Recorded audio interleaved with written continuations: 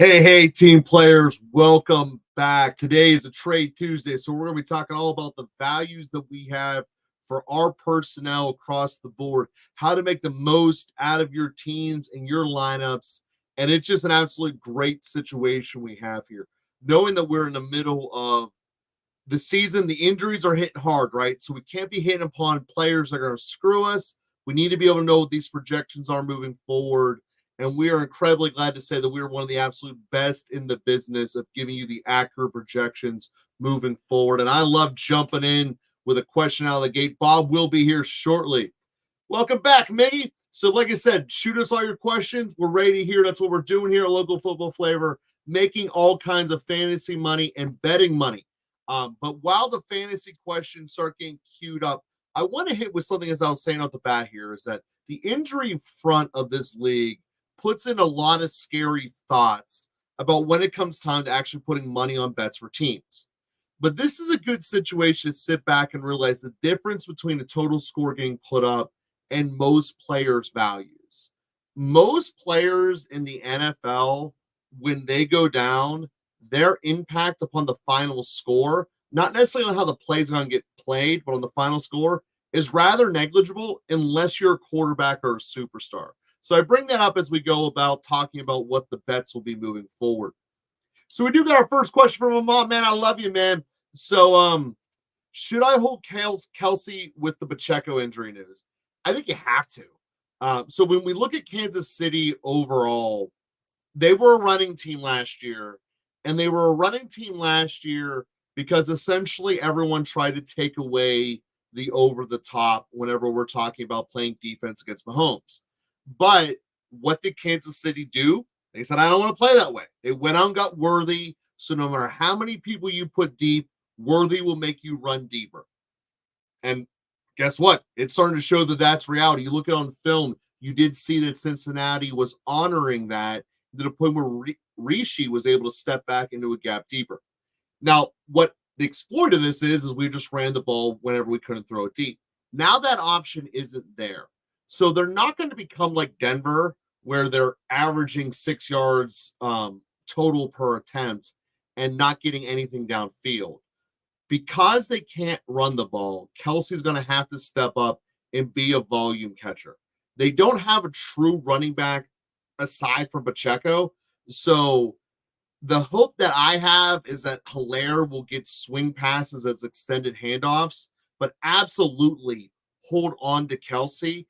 If for no other reason, as the year goes on and they start really gearing him up for the playoffs, he's going to get used more. He's kind of a built-in hedge on your playoff push. I'm not saying necessarily you need to start Kelsey every week, but you certainly should not be getting rid of him. All right, Maggie, what's the question here? Any thoughts on Rachaad White? And his performance wasn't great with the injury. Yeah, I'm already leaning the Bucky. We recommended yesterday you get a lot of waiver claims on him. Go out and get him.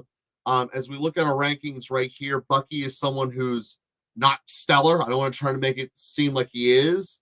But the fundamental fact that's always been true with Rachaad White is he's never really been a great football player in terms of what is he bringing to the field that is special compared to his peers. And because of that, I am worried about Rachaad White's future, and particularly for this season, because if we see any type of not necessarily out of games for an extended period of time, but just missing relevant snaps, he might never get that back because he doesn't have anything that's special in his hip pocket that says, boom, I got to put this guy on the field and start giving him the ball immediately. So the passes that he goes out and catches consistently aren't the kind that you need to have a great amount of trust or rapport with your quarterback. This isn't like forcing it into JJF through triple coverage. These are mostly checkdowns and easy throws that Mayfield will be able to give to anyone. So, yeah, long run, I'm definitely not on the White bus. I'm very interested in moving him for essentially whatever I can get. You might not be able to get that much for him, but I don't see him as having a long-term return to value when it's said and done. Now, the thing that could obviously change that is how long is he out for and how well does the replacement do. That's where I wouldn't say immediately go cut Rachaad White right now. But as I look at it, he's certainly not someone I'm going out of my way to pick up because I do believe the skies are cloudy out in the future of him rather than being bright and sunny. So, Bob, welcome to the party. Hey. What's happening? Are we talking Rachaad White? We were talking some Rachaad White. And Ahmad's firing him out here too. Well, I think, Miggy, when it comes to Rachaad White, I'm definitely not in on Rachaad White right now. He's kind of like one of those players that if I can get something for him right now, I would try to trade him. But when it comes to a long-term hold, I don't even know. Because here's the problem with Rachaad White is that we all are aware that his inefficiency was a problem last year. And when it comes to hey, welcome back, George. When it comes to inefficiency, it's really difficult to fix inefficiency unless something drastic happens, like moving a team or getting those yards per carry up. And it was especially kind of concerning that even before he went down, that inefficiency was a problem. What was it, like 15 carries for 30 yards or something like that? Rough. So yeah, even before he sustained the injury, I'm definitely not in on Rachaad White. I'm definitely in on the Bucky Irving, but I still think that, even if Rachaad White comes back, I still think he's going to be a part of the crowd. So gut feeling, Bob, you think he's playing this week or not? I don't think it matters.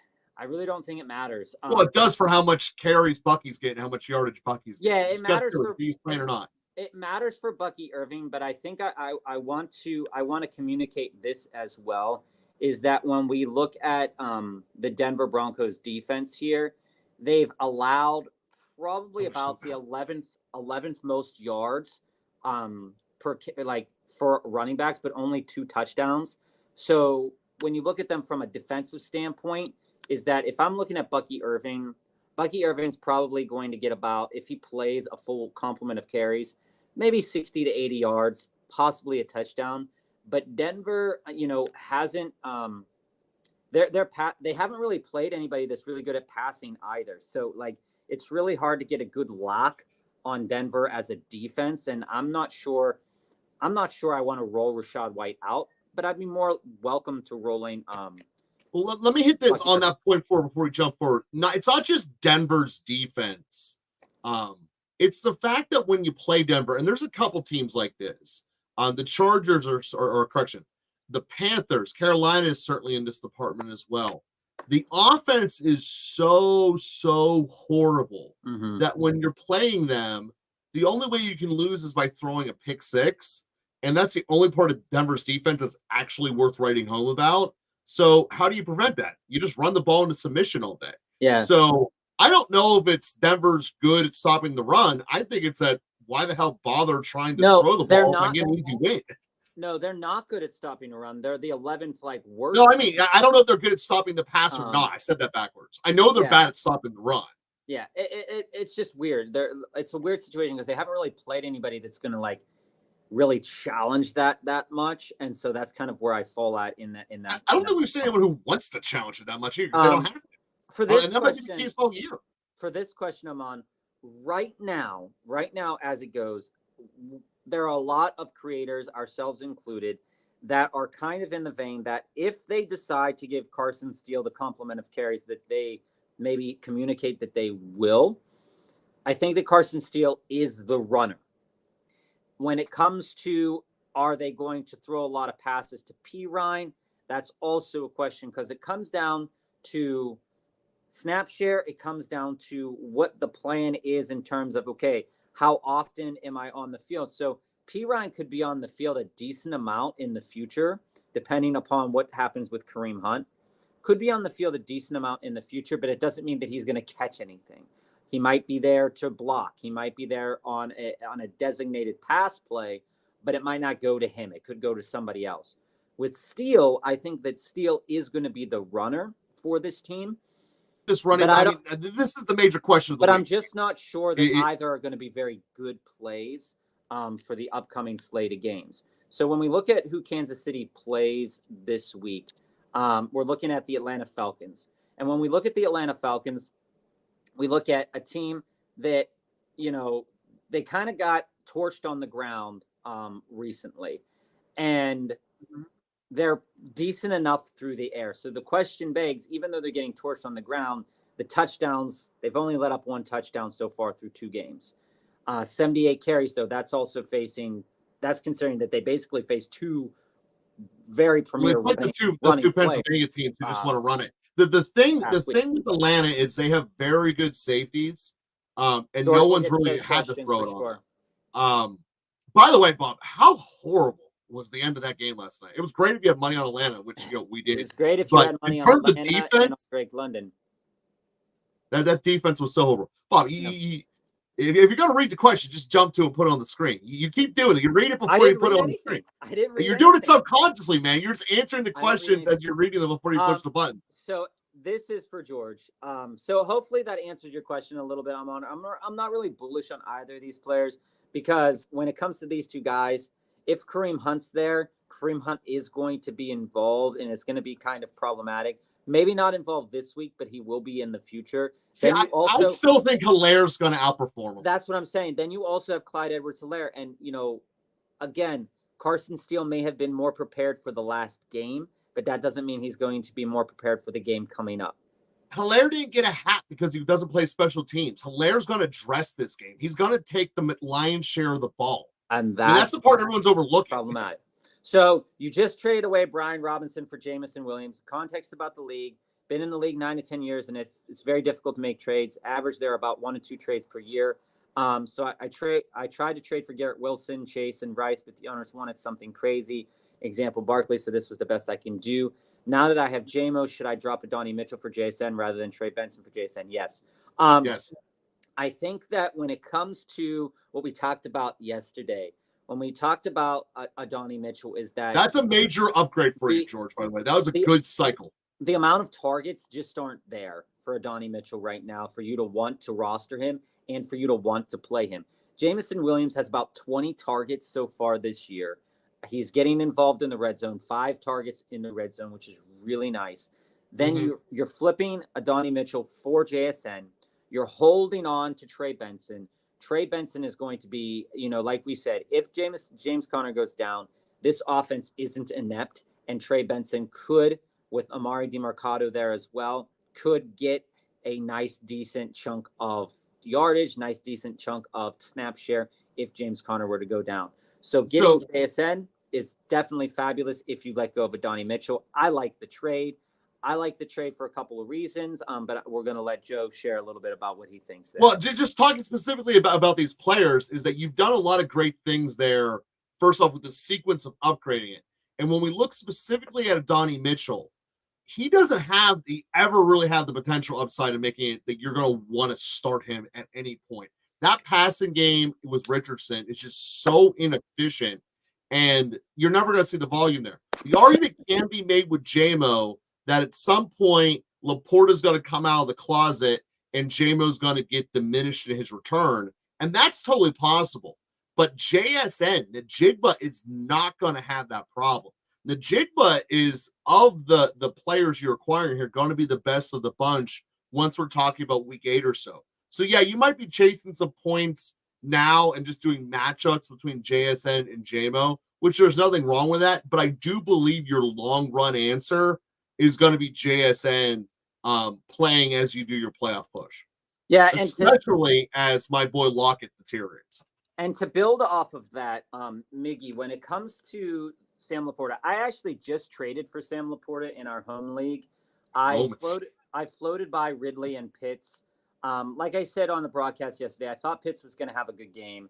That never materialized yesterday. Another really subpar game. It doesn't really feel like anything's kicking up. It feels like we're kicking up dust with Kyle Pitts right now. When it comes to Sam Laporta, the reason I offered Ridley and Pitts for Sam Laporta is because there is a possibility for an upward trend. And here's the things to discuss here with Sam Laporta. Sam Laporta right now, I don't think, if you're comfortable, again, a trade of like a Calvin Ridley and a Kyle Pitts is probably what you'd be getting back in a return for Sam Laporta. You'd be getting back a wide receiver 2, wide receiver 3, possibly a tight end, maybe something else in that regard. Hey, J2, we'll get to your question in a moment. Something else in that regard. And, when it comes to Sam Laporta, the games haven't been going his way. He's had 6 receptions. The targets have been really down.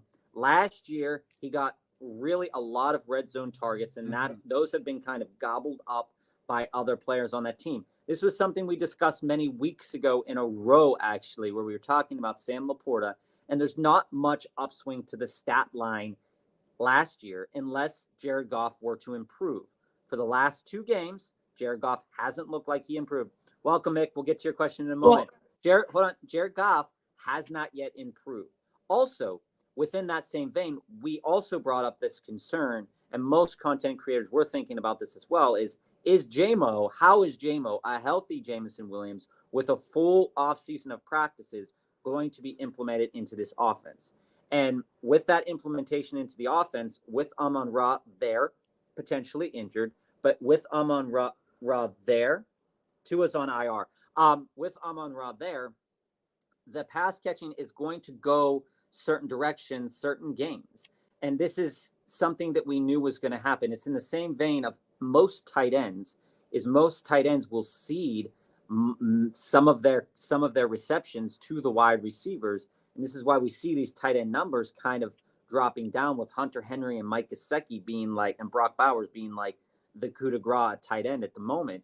I'm not really worried about Sam Laporta right now, but but just to understand is that I think that right now, as we sit in this season, that a Sam Laporta season is most likely going to come around to that 700 to 900 yard mark with 7 to 8 touchdowns. We're probably not going to get close to 1,000 yards. This team looks like they're going to, eventually defenses are going to adjust to J-Mo. Eventually defenses are going to get back to adjusting to Amon-Ra. We usually see this first half of the season that defenses that are usually like more aggressive, they look a little bit better. But as the season wears on, these defenders that, hey, Libra, we'll get to your question. As the season wears on, the good teams show how good they actually are, both offensively and defensively. And good players tend to, if they've sat through an offseason, we're seeing a lot of injuries to really good players. And, this is kind of the thing. I'm not worried about Dalton Kincaid. I'm not worried about Sam Laporta. But, this was the reason why we said you don't need to go out there and get a tight end early, because this is probably what was going to happen to start the year. And now the owners are panicking. It's actually a good time to buy Sam Laporta. It's a good time to buy Dalton Kincaid, because people are, there has been enough players that have kind of come out of the woodwork this year that you can make an offer together. So I wouldn't sell Laporta right now. I'd hold him. Yeah. And I would hold him for at least 2 to 3 more weeks. And then if I didn't feel confident in it, I could move on from there then. So off of this point, I do disagree with Kincaid relevant to Laporta, but sticking with Laporta here is that the thing you need to recognize, and this is true every year, it's a historical trend, is that for the first 3 weeks, sometimes it's 4, it's hit or miss on this, the defenses are ahead of the offenses. And this is predominantly because offenses aren't physically up to snuff because of their game planning. And it's a lot easier because there's just flat out less plays, to adapt to your defense and jump back into it. It's why you see athletic defenses normally have a giant advantage, which is why Jacksonville blowing these 2 games is a big problem for them. But when we look at Laporta situationally here, the 2 reasons I'm not on Bob's boat of downgrading him to 900 yards at all are pretty much this. He is still the second best pass catcher on that team. And Ahmad looks like he is in a state of going to have soft tissue nagging injuries year in or for the rest of the year. And we know J-Mo has something come up every year. So I look at Laporta almost as a very stable number 2 in that offense all year. I don't think Goff needs to improve. But I Joe, just think we I'm need to not start scheming our downgrading. tight ends open again. Joe, I'm not downgrading Laporta. I'm setting Well, you downgrade him realistic. to 900 yards. I don't think that's No, the case. So I think he's getting I 1,200 again. never said he would get past 1,000 yards this season. Oh, and I think said he's that it's a skyrocketing past that. possibility. But here's why I hold Sam Laporta. When we look at the reception totals of all tight ends in the league through 2 games, these are the tight ends that lead the league right now, the top 5. Bowers, Likely, Henry, Kittle, and Gesicki. And the 6th is McBride. All of those tight ends have above 10 receptions on the And there's year. no sustainability in that. Okay. Then you look at where Sam Laporta fits in at. He's right in that same conversation right now with because of the Ferguson injury with Schoonamaker, Andrews, Pitts, Jonnu Smith, Goddard, Ertz, Pat Freiermuth. Sam Laporta, when you look at Sam Laporta, and outside of maybe Kyle Pitts and previous years of Mark Andrews, he's probably the most talented of those players on one of the more talented teams in the league. And yeah, it's upsetting that, if he has 58 yards, also 9.7 yards of reception. So, I mean, it's not like he's doing terrible. It's just that the targets aren't there for him right now. And I think and my point is they will be as they start manufacturing them, especially with Ahmad getting hurt. So, everybody, thanks for sticking with us. Hey, Recon, welcome back. RGQ, good to see you again as well. JTube, we're going to answer your question right here. My league mate wants Gibbs or HN. I also have Mason as RB as my running back. 3 wide receivers, 1 flex, PPR. His wide receivers are Amon-Ra, Diggs, Olave, and Demarcus Robinson. Who would you try to get? I would actually, 2 frames of reference here. We talked a little bit about Gibbs last week. We talked a little bit about Gibbs yesterday, or we talked a little bit about Gibbs yesterday as well. We talked a little bit about Diggs both last week and this week. Is that Houston's offense is not going to roll through Diggs. However, there are going to be plenty of opportunities for Diggs to be successful in this iteration of Houston's team. With Amon-Ra, like we were just saying, Amon-Ra might deal with those nagging tissue injuries. However, what you see, a top number for Amon-Ra is what you saw this past week. 10 receptions, bunch of targets. It's definitely something to write home about. If I'm trading away Gibbs or Achane and I'm giving up my running back value because, Mason's definitely going to be a player that I play over the next several weeks, right? Because he hasn't proven that he can't do it. What I would say is I would target Amon-Ra, and I would say very straight up and be like, Achane, even despite the quarterback situation with Tua going on IR, that's the guy I would trade. And I would actually use that quarterback situation to talk it up. They're going to have to lean more on the run. Achane's just going to get better. I want to upgrade my receiver room. I'm going to give you who could be the lead dog in a great scoring offense. He peaks out in September. So I'd do exactly that. I do Achane for Ahmad, and if you need to throw on some back-end roster, do it. But looking at the rest of them, Demarcus Robinson, sure, he might have a lot of tape. I need the Rams to prove that they're going to be able to get first down and sustain drives. And as much as I love Sean McVay, which I do believe he's the best offensive mind in the sport, that is playing on such a hard mode level, not having an offensive line, being down your top 2 receivers. And the thing we've seen with the Rams is they're not afraid to shut everyone down. And if they shut Stafford down, Demarcus Robinson got 100% of the target share. It wouldn't do anything. So for me, it's spend the A-chain price and do it. Yeah, and to that end, both of these players have comparable stat lines right now within the season. Both are getting a decent amount of attempts on the ground. Both are getting a decent amount of attempts through the air. Yes, you're always going to be staring down the barrel of the gun at Montgomery, and this is something we talked about with George Clay as well. I think it's dealer's choice for you on which one of those you would rather trade. I would rather keep Gibbs, because what we haven't seen, outside of that first game of the season, is Achane with all of these running backs on a Tua-less team. I think if I was to see Achane this week and next week, but I don't really want to wait this week and next week. You're better to have a maw and and let someone else figure it out. What I've learned from Standard League is that it's difficult for wide receivers to get 10 plus points. So I think JMO could have plenty of big plays. Yeah, absolutely. I mean, when you look at big play potential, and I think that for most people that play in standard leagues, you know, this was something that Joe and I were involved in a long time ago. It was an IDP league. It was 14 teams. You know, when we set a player that was already drafted, you had to pay a quarter into the pot. And Joe hated that because he never paid attention. But to the point that this is true. So we use apps now. Standard leagues, you know, ones that award that maybe only if you get over 50 yards or if you get over 100 yards, and that's like 2 points or 4 points or something like that, there's those bonuses to consider. You're looking at players, especially as your wide receiver 2, wide receiver 3, that have that big upside potential, ones that are getting down the field, that are going to get touchdowns, that are going to be involved in the game. And I think that when we look at what wide receivers you have, JMO right now is an upgrade to Moore because he has a better quarterback throwing him the ball. The situation is more advantageous to JMO. So I think that he is a better start than Moore. With Zay Flowers, the difficulty with Zay Flowers is just the way that this offense is going to work throughout the season, right?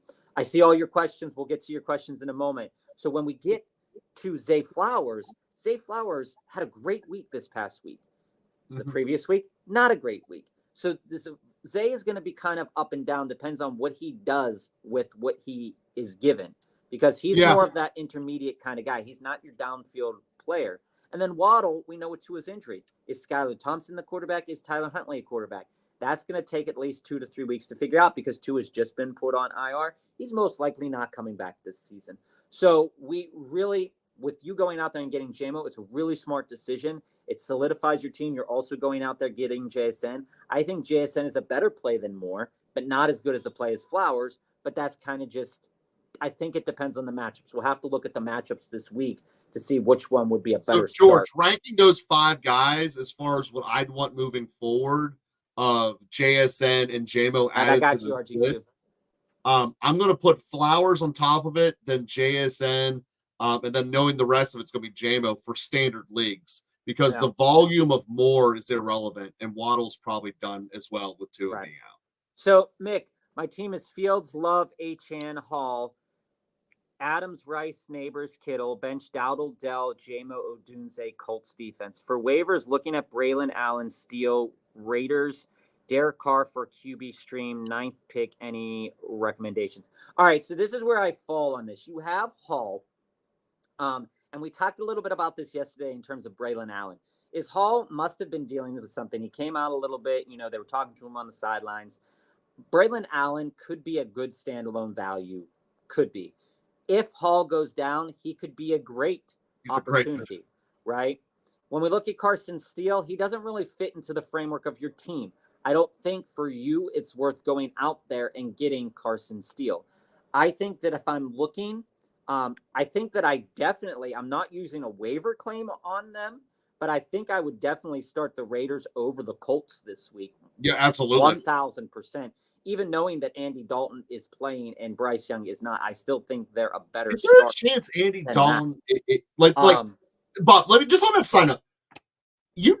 No one should be expecting him to do Flacco. This is nowhere near that situation. He's there to try to get a competent, maybe score 16 points. Do not think that this is going to be a situation where we need to be scared of Andy Dalton because it ain't. No, it's not. I double down on my Carolina doesn't get a win bet. Yeah, and when we look at like the last time that Andy Dalton played a meaningful game that wasn't like already over, like what, 6 years ago? You know, we have to look back. I mean, he played in Carolina last year. He had 58 attempts. In those 58 attempts, he had 2 touchdowns. 2022, when he played for the Saints, he had a decent enough season. Relief work in 2021 for the Bears, decent enough season as well. But he didn't make those teams any better. So that's kind of something to think about. So I would go out there. I wouldn't use a waiver claim on them. I'd probably play the Raiders defense over the Colts defense this week. We can talk about that more as the week goes on. But overall, man, you don't need to change much with this team. You got yourself a really great situation here.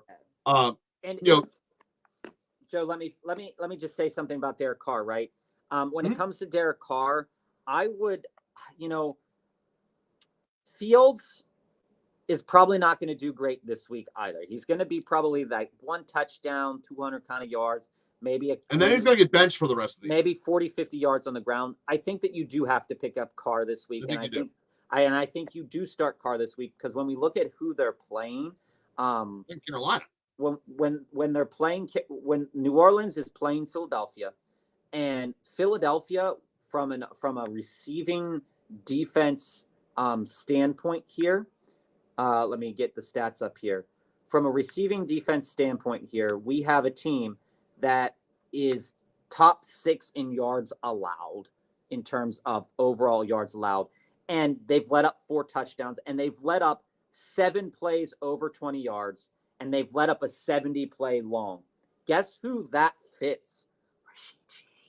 Rashid Shaheed's probably going to have a good game this week. Mm-hmm. And because of that, Derek Carr is a start this week above Justin Fields. I'm saying it right now. I would rather play Derek Carr than Fields, Mick. So yeah, I would also for the long run of your team, like I said, on Derek Carr. Yeah, Bob, you're totally right. Totally right on that. So Ruben, we see you, and we see you, Ruben, and we'll get to those questions in a moment. I see, Mick, you have a follow-up here, so let's get to that follow-up. Stream the Colts this week because of the Packers. Yeah, I mean, that was what we would have done too. Not sure worth the Raiders or just stream on waiver pick or what order to set waivers to. I think you have to go get Derek Carr. Yeah, so let's just do a quick defense breakdown for your streamer defenses. Carr would be the guy I would go out and get. Yeah, I mean, you got Vegas as a top one to get.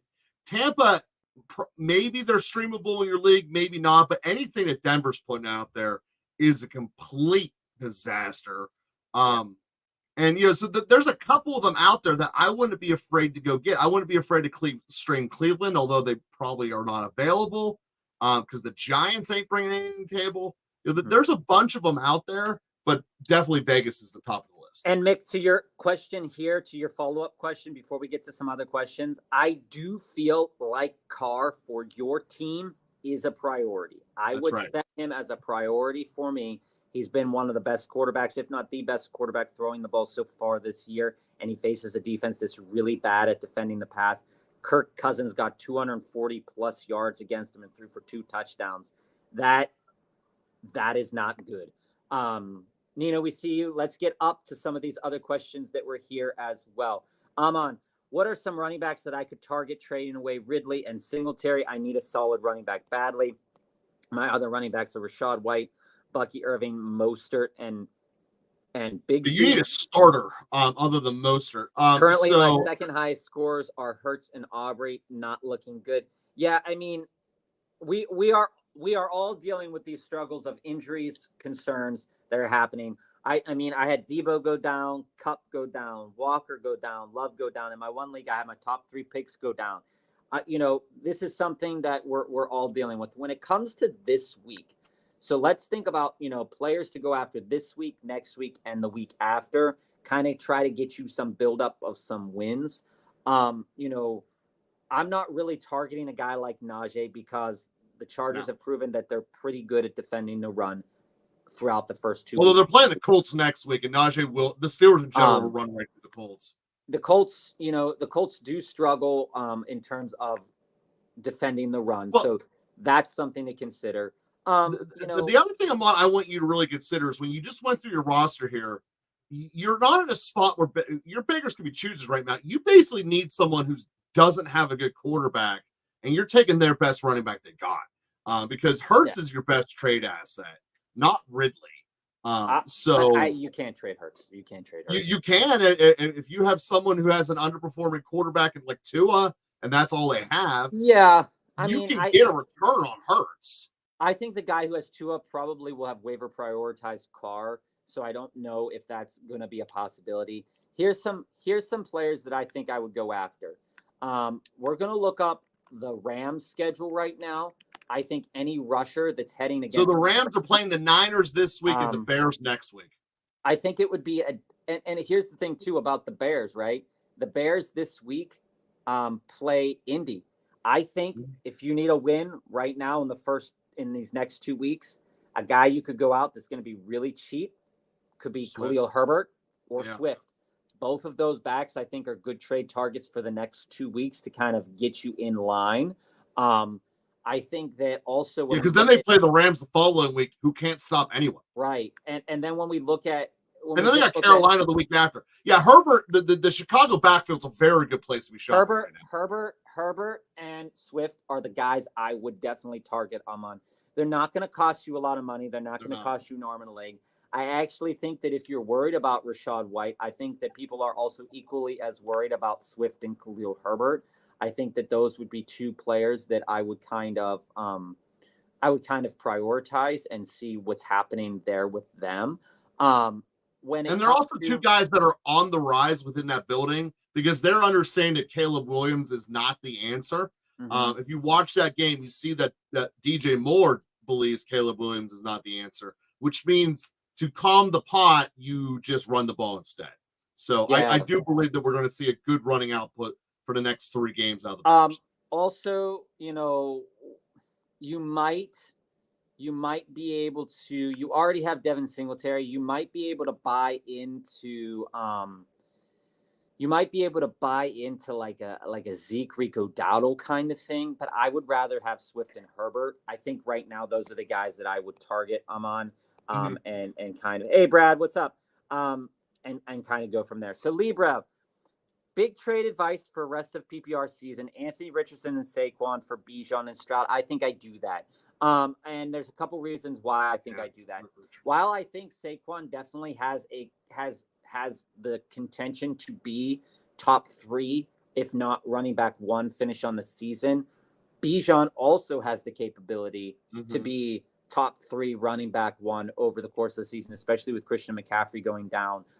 Jordan Mason's making a good case that if he could keep this up, he could do that too. Breece Hall is making a case. Alvin Kamara is making a case to be a top 7 running back by the end of the season as well. I think that if I'm looking at this, what I'm looking at from a perspective is that Anthony Richardson is going to continue to experience struggles over the course of the season. These are the struggles that CJ Stroud has already experienced last season. What we have seen from CJ Stroud, although this past week's game wasn't anything to be, from a fantasy perspective, wasn't anything to be super jazzed about because the Bears, it was what it was. But when you look at it from a long-term perspective and we look at what he's able to do, he's throwing the ball a lot. When you throw the ball a lot and you have the receivers that he has, that's going to probably turn into good things. 36 attempts, 32 attempts. He has 1 touchdown, 2 touchdowns. The sacks, a little concerning. 3 sacks, 4 sacks. So they've got to keep the guy upright. They definitely have to keep the guy upright. The fundamental answer, Libre, is that Richardson isn't accurate. He's a declining asset, and Stroud he's diminished with the start of the season. Offense lowers, but as that barrier fades away over the next couple of weeks, Stroud is going to radically outperform it. So when we look at who they face over the next couple of games of the season, they face the Vikings, the Texans, the Bills, and the Pats. When we look at where those defenses rank in terms of just passing offenses, we saw that it was a little bit rough sledding for Brock Purdy against the Vikings, but the Vikings are still not super fantastic. They're bottom 5 in the league. Then you have the Jaguars, right, which is another bottom 5 passing defense in the league. Then you have the Bills, which are kind of mid-ish to maybe top 15 in the league. And then you go off and you face the Pats, and the Pats are, again, pretty much a bottom tier defense in terms of passing as well. So I think Stroud is a fantastic get for you. And like Joe said, while I don't think Anthony Richardson is a diminishing asset, what I do think about Anthony Richardson is that he's going to make more mistakes. And I don't know if he's going to get into those mistakes if he's only passing the ball 19 times a game, 23 times a game only completing 9-13. I think that we need to see a little bit more about Anthony Richardson. Of course, his first game was great, but again, we were talking about that, that's not super sustainable to do that. It was efficient, but not super sustainable. This week, it wasn't efficient. It wasn't super sustainable, and it was really gross what we saw. So I think I would rather have Stroud and Bijan. I think you're getting a really good return. So let's jump into RGQ here as well. So Recon's back. Glad to have you back, Recon. Would you drop Coleman, Brandon Cooks for any of these wide receivers on the waiver wire? I don't think I would. But if I did consider any of these wide receivers, these are kind of the three that I would consider would be Demarcus Robinson, Jalen Naylor, and Wan'Dale Robinson. I would consider those three because, while Danny Dimes is not great, Wan'Dale Robinson has been getting targets, which is really nice. I'm not really worried about Brandon Cooks. He had a good first game of the season. The next game, wasn't really like super, super awesome. But that's what Brandon Cooks does. Brandon Cooks isn't there to be super awesome all the time. Also, the Cowboys quit playing the fourth quarter. I mean, it's hard to evaluate. I wouldn't get rid of Coleman or Cooks at all. But and what we see, Joe, is the next couple of games, they play Baltimore. That's a beatable enough secondary. Mm-hmm. They play the Giants, which is definitely beatable. They play the Steelers, and the best cornerback for the Steelers is going to be on CeeDee Lamb. So that's a really good opportunity for Cooks to have a really good game.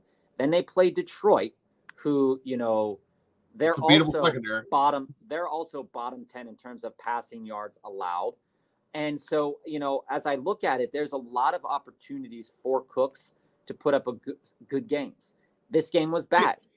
Yeah, that's going to happen. And I'm bigger on Cooks moving forward because I know he's done it. I do think Coleman's going to come around, but for this point here, and one of the things you told us is that you're doing a half PPR redraft league.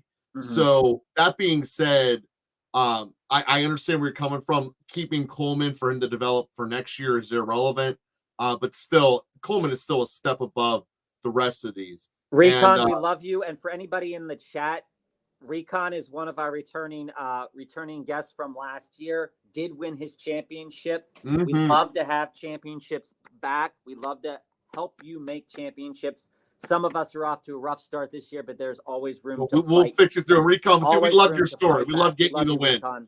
Ruben, I see you. We'll get to your question after RGQ here. I'm 0-2. If I could get a trade done, Pittman Ford for Debo, would you do it? I would lose a starting wide receiver, though, since Debo's hurt. I also have AJ hurt. RGQ, this is tough to think about. I would not do this right now. I would try, if I'm going out there and I'm trading Pittman and Ford, because we talked about last week you wanting to get out of Pittman because of you being, not sure about him. And we said, that he's a guy that you do definitely want to get out of. A guy, but you can't go into another hurt guy knowing AJ Brown's hurt. This is enough assets. To float to somebody to talk about a Stephon Diggs. This is enough assets to float to somebody to start a conversation for George Pickens and somebody else. All right, you just get the healthy one. This is another conversation where you can float. Maybe you can even float towards a Devontae Adams. I think that you can get the conversation going for guys like that and not go after Debo. We love Debo, but with him being hurt, and you're already 0-2, you don't want to trade into more hurt guys. Yeah, you don't have enough time to do it. If you were 2-0, I would do that trade, but you're not. So you have to kind of put the gas. Ayuk is probably the better option, though. This is also an opportunity. I can't remember your team exactly, but this is also an opportunity to trade into Flowers. This is the type to get Flowers. I don't think you put Ford. I think you do Pittman for Flowers straight up. I would do that. I was about to say, this is something you can get another piece with if you trade for Flowers. You might be able to get a Flowers, Shakir, Pittman. Ooh, I like that kind of conversation happening here. Ruben, I'm a Pacheco owner in a 10-team league. Should I trade Brian Robinson and CD for Jacobs and Kyron Williams? This is a tough one for me. I have a lot of opinions about this. I'll let Joe share his opinions first. So here's the thing. CeeDee Lamb has the potential of being number one receiver. That's still a fact, and that ain't going away. So you don't want to get rid of him off your roster. And when you Hey, talk Revan, about welcome back. Brian Robinson, Yeah, I thought so, RGQ. he's a guy we've been bringing. See, but you just respond. As soon as you read something, you respond instantly. This is your thing. But anyway, when you talk about Brian Robinson, he is going to have the best rushing of his career because of the running quarterback being so elite. So I do not want to get rid of them at all. I also believe you probably just saw the peak of what you're going to get from Josh Jacobs. But we got to put that question back up so the audience doesn't get lost. Yeah, this is the same question. This is just going throughout it. And Kareem, I mean, I hate to say this, but I don't think I want any Rams anymore because of knowing the history of them shutting it down as a team. We're 3 weeks away from it. I mean, the Rams are already 0-2. Everyone knows the statistics of making the playoffs of 0-2. It's less than 20%. It falls to the floor if you lose again. Who are they playing this week? Oh, no one hard, just the Niners. So this team's probably going to be 0-3 with the real probability that just keep Puka out the rest of the year, shut Stafford down. And what are you going to have? You got 9-man boxes with a running back who only wins because it's the passing around and running in small boxes. Kareem's not the guy who could win in an 8 or a 9-man box. Not to mention the line being depleted. So all that to say, who are your other wide receivers, Ruben? Because I think this is we need to know question. This question will be easier. Hey, Taco, welcome back. All right, so it's Adams and not Jacobs. So yeah, so where I'm kind of at on this, I would need to know your wide receivers to consider this. But I do agree with Joe to the perspective of I might not want to trade into Kyren Williams. If you would ask me last week, I did want to trade into Kyren Williams because he had a lot of volume, and that was really nice. But now with cut down with that offensive line still hurt, I'm not sure I want to trade into him right now. And I'm not sure I don't want to give up CeeDee Lamb unless I'm getting like a really primary threat, because CeeDee Lamb's still the best wide receiver in the league right now. From a fantasy perspective.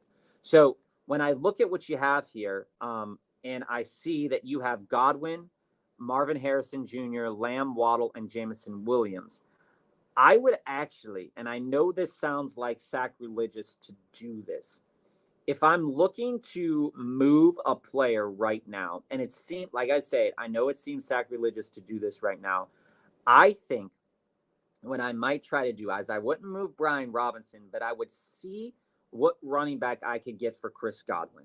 Yep. Chris Godwin is a great player right now. He's the top wide receiver scorer in the league right now. We think that is pretty sustainable for at least 8 or so games. Maybe not a whole season, but for 8. You're not getting past Halloween with him, but you can get to Halloween. Now, yeah, you could look like a fool if you trade Chris Godwin right now, but Chris Godwin's value right now, with the 2 weeks that he had, even if Chris Godwin gets better, his value can't go up any higher because he's already the number 1 wide receiver in the league. If he stays the number 1 wide receiver in the league, the value is going to still be pretty dang high. I wouldn't trade CeeDee Lamb. Because as I see your team, right, Ruben, is I see that you have Marvin Harrison Jr. I see that you also have JMO, right? I would try to bottle that lightning, get Godwin or Jameson Williams, either one, and see what running back you can get. You can probably get Jameson Williams for Henry right now. You might be able to get Derrick Henry. You might be able to go out there and get a Monty. You might be able to go out there and see if you can float around and try to get, if something's really crazy and good, you might be able to just float out there and try to get a Jonathan Taylor or something like that. I said yesterday, Jonathan Taylor's not one of my trade targets right now, and I might try to trade him depending upon my team. But your team, it makes it better. It makes your team better. So in my frame of reference here, I would try to rather move Godwin or Jameson Williams, bottle that lightning, and see what happens. If you don't, on that, go ahead. I said on that note of JT is that the Colts know they lost that game because they didn't give him the ball enough. There's tremendous pressure to force him the ball, and when they do that, he goes off. So I don't know. You might have to put Waddle and JMO together for JT, but that would be something I would consider. But Bob's 100% right. Godwin is going to fall off a cliff after October. At some point. It's not. Get the massive amount for him you can now and go for it. And then maybe just sit on Waddle and hope that they figure out the quarterback situation. And I still think Chris Godwin is going to have a good stat line throughout the season. You know, he's going to end up with like 1,100 yards like he always does, somewhere in that frame of reference. But we'll continue to monitor that situation for sure. Nino, should I trade Devonta Smith and Ramondre for Justin Jefferson? This is a really tough question. Everybody in the chat can kind of help out Nino and chime in on this question. I wouldn't do this, and I wouldn't do this for a couple of reasons. Joe, you know, he said that the other day that, you know, he might not want to trade. He wants to trade out of for certain teams, for Ramondre Stevenson. Yeah, I think Ramondre's at his peak right now, just like we said about Godwin. When we look at this, they are going to play the Jets twice in the next 6 weeks. The Jets are definitely one of those defenses that don't have a good rush defense. But they have an offense that can take him out of the game. They're going to face the Jaguars. Definitely a game that you want to be a part of. The Dolphins don't look so scary right now. Definitely a game that Stevenson could be a part of. The Niners, who knows what you're going to get out of the Niners. Well, they're going to San Francisco next week, so you're not getting a lot out of Ramondre there. Pats, Titans, Rams, Dolphins again. Colts are on the schedule. Cardinals are on the schedule. Yeah, so the thing with Ramondre is you're going to have 3 tough weeks, so you have to eat it. But if you're willing to eat it for 3 weeks, hey, Joshua, it could be something. But I don't think his value, even after that recovery, it's going to be until week 9.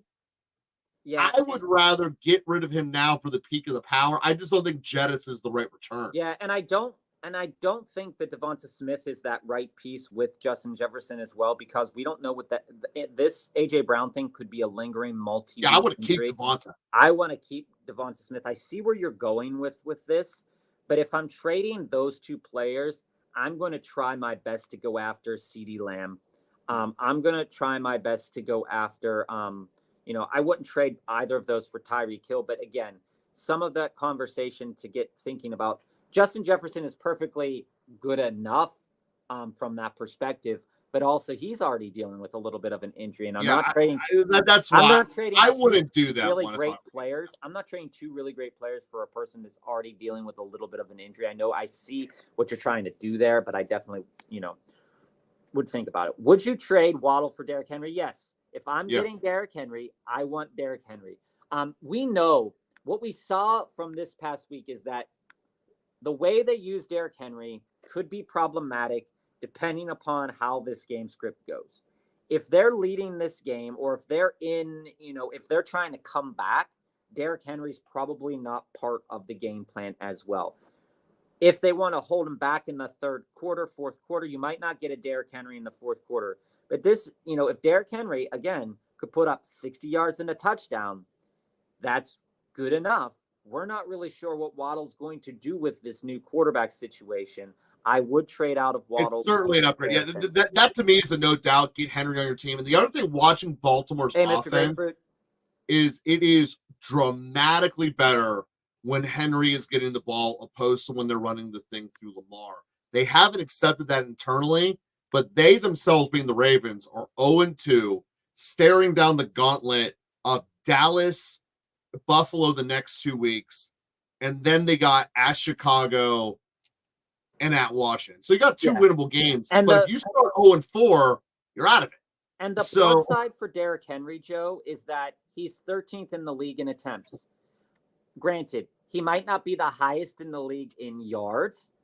What I'm saying is he's going to be yards. There. You know, he's not getting the reception. Okay, but yeah. RGQ, do I hold the Niners defense? This is a very good question because they probably disappointed a little bit last week for you. Dude, here's the offenses they're about to play. Yeah. You have the destroyed Rams, who aren't going to be able to do anything. Then you have the Patriots, who will literally just be running into a brick wall. I think they're a hold for the next 2 weeks. I think they're a hold for the next 2 weeks. By the time they face the Cardinals, then the Seahawks, Chiefs, and Cowboys, I would think about dropping them. But for the next 2 weeks, I would hold the Niners defense. In my other league, I'm thinking about sending this offer. Any thoughts? Sending Devontae Adams, Debo, and Warren for CD and Deontay.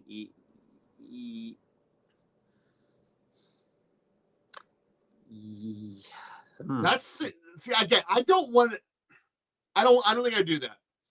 Here's why I don't think I would cut it back. And I would start the offer. I would start the offer with Devontae and Warren for CD. That's how I would start this trade. I wouldn't build in Debo yet. I wouldn't build in Deontay yet, but I would let them know, Nino, that I'm willing to give up other pieces just to let me know what's going on. But allow that trade to kind of build itself out. Offer Devontae and Warren, because we saw a nice clip out of Warren this past week. Devontae has put together 2 good-ish enough games that maybe you can snipe CD. You're probably going to have to add another piece, but that other piece might not be Debo. You'll have to play around with this from your league mate. And I don't know if Deontay Johnson is worth it right now, even with Andy Dalton. He'll be better with Andy Dalton, but I don't know how much better. So I don't know if he's worth rostering at this moment in time. RGQ, the other part is we do believe Debo is, in terms of a per game played basis, still going to end up being a top 10 receiver. I'm not sure you want to get rid of that. RGQ, Jerry Jeudy's targets and receptions are intriguing. They are intriguing. And going back to your question here, RGQ, about wide receivers, you'd think to pick up. When I look at when I look at where Jerry Jeudy is at in terms of, the advanced wide receiver stats for this week, you're looking at Jerry Jeudy as the 29th ranked wide receiver. In terms of receptions, he only has 8, and that's 23rd in the league. This is, again, what we were talking about with Sam Laporta. Sam Laporta has 6, so only 2 less receptions, but 18.4% of the target share. That is something to think about. He's gotten targeted in the red zone twice, but you have to think about building out Cleveland here.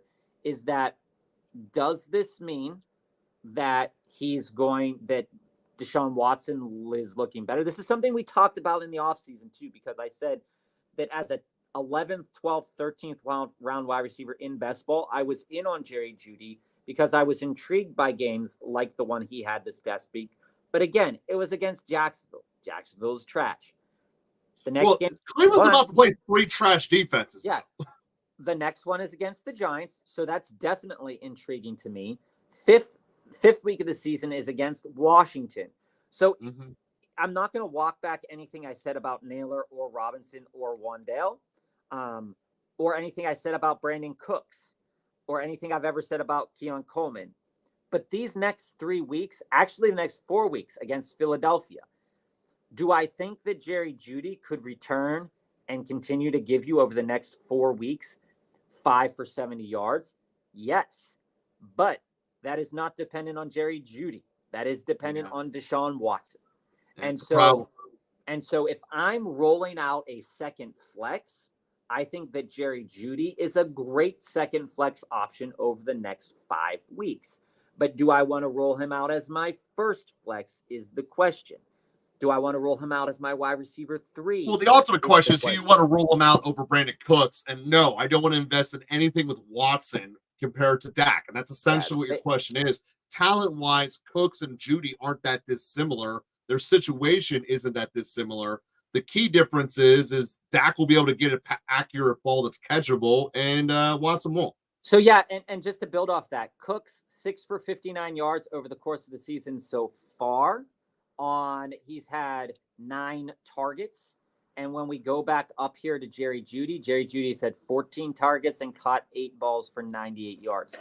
So, again, if Cooks is targeted a little bit more in these games, you could see those stats kind of aligning itself a little bit more. I am encouraged with Jerry Jeudy by the red zone plays, because Brandon Cooks has yet to get a red zone opportunity, but Dallas kind of gave up in the last week's game. So I'm more than kind of gave up. It feels like that wasn't really a complete game. So you ended up trading Revin. You ended up trading Jane Daniels for DJ Moore. Thoughts looking into pairing DJ with another receiver to upgrade further? I think it's a really good idea to upgrade further. Keep spitting it, yeah. I think keep spitting DJ Moore, to upgrade your DJ Moore. I get having to go out and get another wide receiver because AJ Brown is hurt. I think this week, depending upon, and we can talk about matchups this week. You want to get out of all the Chicago receivers. You want to get out of all of them. I don't like having two Chicago wide receivers. I don't like having two. Hey, Jonathan, welcome. I don't like having two Chicago wide receivers. So I'm okay with trying to continue to flip DJ Moore. I think it's perfectly possible with a team like you have right now. I think you could probably flip DJ Moore and JMO to go after something really big ticket item, like a vein of like a Rishi Rice and something else. I also think that you could probably move. I think you also could move a Jones, Rome, and Olave in the same take. You could pull two blockbuster trades in the same week. Yeah, I think it's radically transform and have a massive receiver edge if you do. If you're willing to do 2-for-1 trades, I definitely think it's something to consider. We'll get to all the questions that are coming down the pipeline. I see some follow-ups to some things that we talked about. We were just talking about some of these wide receivers as well. Taco, I'm 2-0. Love that. Got offered Jamar Chase and Deontay Johnson for Kyron Williams and Chris Godwin. 12-team full PPR team is Hurts, Kyron Connor, AJ Brown, Godwin, Laporta, Mason. The bench is Pickens, Algier, Dowdle, Odunze, Mostert, and Wright. I don't see where Deontay Johnson fits on your team. He doesn't. I see where Kyron fits, and I see where Godwin fits, and I see where Chase will fit on your team. But I don't like this trade. If I'm spitting back and coming back, maybe I offer Jamar for Kyron. Maybe I give up Kyron and get Jamar back, but I don't see the value here for you in giving up Chris Godwin, because right now I would do Godwin for Chase if they do that straight up, which they might. They might consider it. Here's something to look at in terms of the Jamar Chase as well. Jamar Chase has 10 targets, 97 yards. Again, we were just looking at Jerry Jeudy, so it's weird to have Jerry Jeudy with that kind of same week of mind, but we have to remember Joe Burrow is currently still working through this injury. We've been talking about this a lot, is that this is not a usual kind of Joe Burrow. There's a lot of things to be concerned about here, but what's not to be concerned about but with Jamar Chase is the target share. He's still getting a good amount of targets. He's getting a good amount of target share. He's, it's underwhelming that you see 35 yards. That's not something you want to see. But with that being said, we have Washington coming up. He's going to be shadowed in Carolina by J.C. Horn. Baltimore coming up. Then the Giants. Then Cleveland. Then Philly. If you're going to go out and buy Jamar right now, I think it's a good idea. Mm-hmm. It's also a good idea if you want to trade away Jamar because he still has a lot of value. It's your choice. But what I would suggest is Well, what you're saying is value is going to increase over the next 3 weeks. It's better to pick him up now before it goes up. His value has the chance to increase. But what I want to caution you on is that week 11 onward, he faces the Chargers, the Steelers, Denver, where he's going to be shadowed by Surtain, then the Steelers again in week 18, which may or may not be the playoffs for you. So it's very likely that if Chase starts putting together a lot of good games, that you can flip them week 10 for something really good to week 10 if you feel like it. But I don't. It's also possible that week 10 you're going to be riding him into the playoffs. Yeah, I don't think right now I would go out and get Jamar, but I don't think I want Deontay. So I try to either say, hey, would you do Kyron for Chase straight up? Or would you do Godwin for Chase? And maybe I'll throw in Algier and Godwin for Chase. See if he takes it. This is worth a conversation, Taco. This is definitely worth a conversation with who you're trading with. Pittman and Ford for Devontae Adams. I think I would consider that. RGQ. I think that's a trade that I would consider. You also are thinking about Pittman and Ford for Evans or Diggs. I also think that both of those trades. Sure. I think that also both of those trades are intriguing for me. We look at Mike Evans. Mike Evans through 2 games, right? Through 2 games this season. 8, again, against Washington, Detroit. He plays Denver this week, so I don't expect a really good game out of him in Denver. Then Philly. I expect a really good game out of him in Philly. Atlanta, New Orleans. I disagree. I think Tampa's passing game is going to rip Denver apart because they'd rather pass than run it. You can do whatever you want against Denver. The only reason I say that maybe not, is if Patrick Surtain is shadowing. We saw what happened with George Pickens. We saw what happened with DK Metcalf. That's a concern. That's all I'm saying. Godwin's probably going to have a better game in this game, so that's something to think about. When I look at their schedule, they do face what is right now some decent enough pass defenses. Atlanta, people haven't really got anything going-ish, but again, it's the Steelers. And then Philly. And then you have New Orleans. New Orleans looks really different. But there's 2 games against Carolina. There's a shadow from J.C. Horn, but maybe something kicks up with Chris Godwin. I'm just saying that he's got a lot of targets. I'm not worried about his targets at all. He's targeted 12 times, 8 receptions, 103 yards. I think that Evans is a great pick. When we look at Diggs, they're making plays for Diggs. Diggs has 10 receptions, 70 yards. Again, Diggs's total yards isn't going to be high by season's end unless one of those wide receivers in Houston goes down.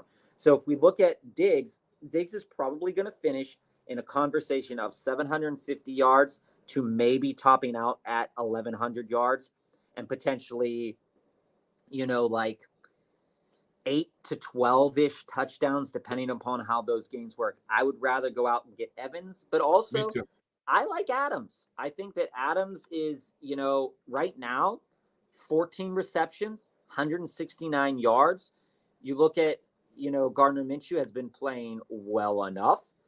This past week's game, I just like Tampa more moving forward, and that's why I would go. I get Adams; he's talented, but I love Evans. You look at the defenses he's going to face coming up: Carolina, Cleveland, Denver, Pittsburgh. While on paper, these matchups seem really, really great.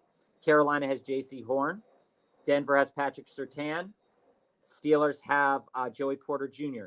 Those are going to be some tough matchups over the coming weeks for Davante Adams because they're definitely not going to use their best cornerback on Jacoby Myers. So maybe I don't go out there and target Davante Adams right now. While he could return something good, he has the Rams in week 7. I'd try to buy Davante Adams after week 5. That's when I try to buy Davante Adams because then you start to see the Rams, Kansas City, Miami. You might get Jalen Ramsey there.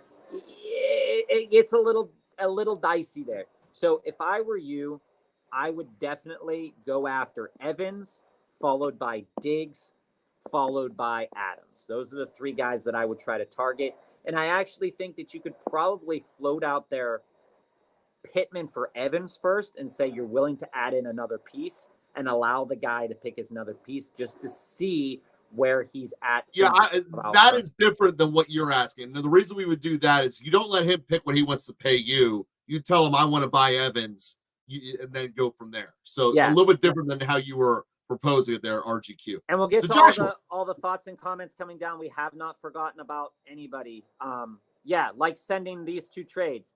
I'd actually just send the Pittman 4 trade to Evans if that's what you want to do, if you're willing to give up Ford. But like we said, if you want to float out Pittman for Diggs straight up, somebody might actually do that, and you don't have to give up Ford. Well, the same guy has both, and he was in need as we went through his chain. Yeah. I still think go for Evans. I think I would definitely like Evans more, so I would float that first trade out first, see what happens. But again, it's a good conversation start. Maybe you don't have to give up Ford right away. So it's definitely something to consider. We see all these comments. We'll get to every one of them. Someone needs wide receiver help and is offering me Henry for Reed and Mason. He needs help wide receiver. I don't do this. I'm being offered Henry for Jane Reed and Mason. He needs wide receiver help. I don't do this, Josh. And I'm glad you stuck with us here. 12-team full PPR. Hey, Ryan, welcome to the show. I have Jaden Daniels, 12-team full PPR, Diggs, Rice, DJ Moore, Achane, Bijan, Pitts, Mason. Bench is Caleb Williams, Reed, Shakir, Brian Thomas Jr., Corum, Whittington. End goal is to trade up for top-tier receiver. That's a great goal to have. That is absolutely the goal that you want to have. Hey, Tristan, we didn't forget about you. We'll get to your question in a moment. So when I look at this, when I look at your team and I see the question that you're talking about here is I don't want to trade Jordan Mason right now. So what I would try to do, and if I'm trying to get Derrick Henry trading up for top tier talent, what I would try to float is DJ Moore, and maybe try to get in there with a Pitts, maybe, because right now I think Hunter Henry is a better choice than Pitts in terms of the tight end department right now. Float something out there with what you're comfortable in giving up. But I think with the way that your lineup is, if you're upgrading your running back department, because this means that you're trying to upgrade your flex. I think Jordan Mason is a great flex. Bijan and Achane are definitely your starting running backs, right? So what I'm looking to upgrade is my wide receiver 3 and potentially my wide receiver 2. Well, how do I do that? Well, maybe someone wants a quarterback and they like Caleb Williams for some weird reason. Maybe you, and I think, and here's the thing, if you're comfortable with where you're standing at in your league right now, depending on your win total, I actually hold Jaden Reed, because when Love does come back, Jaden Reed will be an asset again, right? So how I see this possibly going down for you, and George, you said it clear as day, as we are saying to you, do not trade Jordan Mason. That's if right. you would have talked to us a couple of weeks ago, like George and everybody in here as well, we would have said that, and I said this very plainly. I said, Jordan Mason, Jordan Mason, if Christian McCaffrey is healthy, would not be able to put up the stats that he put up week 1. Now that we know that Christian McCaffrey isn't healthy, and George and I were talking about this too, is that even when he's healthy, you could see a 70-30 split in terms of yardages going forward. But we don't know when he's coming back. He's on IR. We know there's a date for him to come back, but we don't know how healthy he's going to be. And if the Niners are in playoff contention, they're going to save CMC for the playoffs. They're going to allow him to get healthy. So it's Jordan Mason's season right now. Do not trade Jordan Mason at this moment. If you would ask us a couple weeks ago, we would have said yes. But right now, I don't think. Yeah, but with McCaffrey on the IR, that's 100% the right call. So when you look at this, Josh, in terms of your team, I definitely think that you should offer something different. I definitely think you should offer different. We'll talk about it in the chat a little bit more. So keep talking to us, and we'll float some offers to you. Mr. Grapefruit here. Before we get there, Aman, should I just trade Tyreek straight up for someone? I think you could probably trade Tyreek to an owner like Amon-Ra. I think that a straight up trade for Amon-Ra or a straight up trade for Chase is probably a really good trade to make right now with Tyreek. We don't really know what Huntley's going to put together. We don't really know what I would. I think you're going to be better off waiting a week, because everyone's going to downgrade what the value on Tyreek should be. And the one thing when you see we'll get Huntley to all your questions. There, he's going to chuck it for his life to make himself look better, and Tyreek's going to be the recipient of it. I think Tyreek is going to have himself an amazing game this week. I would sit on him this week. Ryan, see the boom, he comes back. No one knows how to deal with Huntley, and then move him. After all, Miami is having they're on the road. It's the longest flight in the world to Seattle. But I do think that you're going to have a strong possibility. Seattle doesn't have the greatest pass rush in the world to go with some stuff there. Yeah, and Josh, with you being 2-0, you're absolutely right in thinking with all these injuries, it's a good time to go in and buy someone right now. It absolutely is a good way to go out and buy somebody, but I don't think the offer you put together is the offer that I would put together. Henry's definitely a buy. He's definitely someone I want to buy, but he doesn't upgrade you in your current. And also, giving your team, Joshua, I would propose this, given all the injury help that you're coming from a position of strength. I would do more for Debo. I know Debo's hurt right now. Your bench is stable enough, and when Debo comes back, you win a championship. You can win the championship in September if you do that trade. A guy in my league, Mr. Grapefruit here, lost to and has no other QB. Should I offer him Kamara and Baker Mayfield for his Saquon Barkley? This is the type of trade that could potentially win you your league. Right now, Alvin Kamara looks really, really, really, really good. He's probably at the peak of his powers, because they ain't scored 42 games in a row again. Saquon looks really, really, really, really good. Baker Mayfield also looks fantastic. Yeah, dude, that's trading at the peak of the powers for a great return. I love that trade. If you have the ability to do so and you're comfortable with the quarterback you have going forward, this is a trade that you probably wouldn't have been able to put together a couple weeks back. Nope. But this is a trade that's definitely worth considering. When you look at these two running backs from a fantasy perspective, right? We saw Alvin Kamara go off for 4 touchdowns. He's got a ton of touchdowns this year.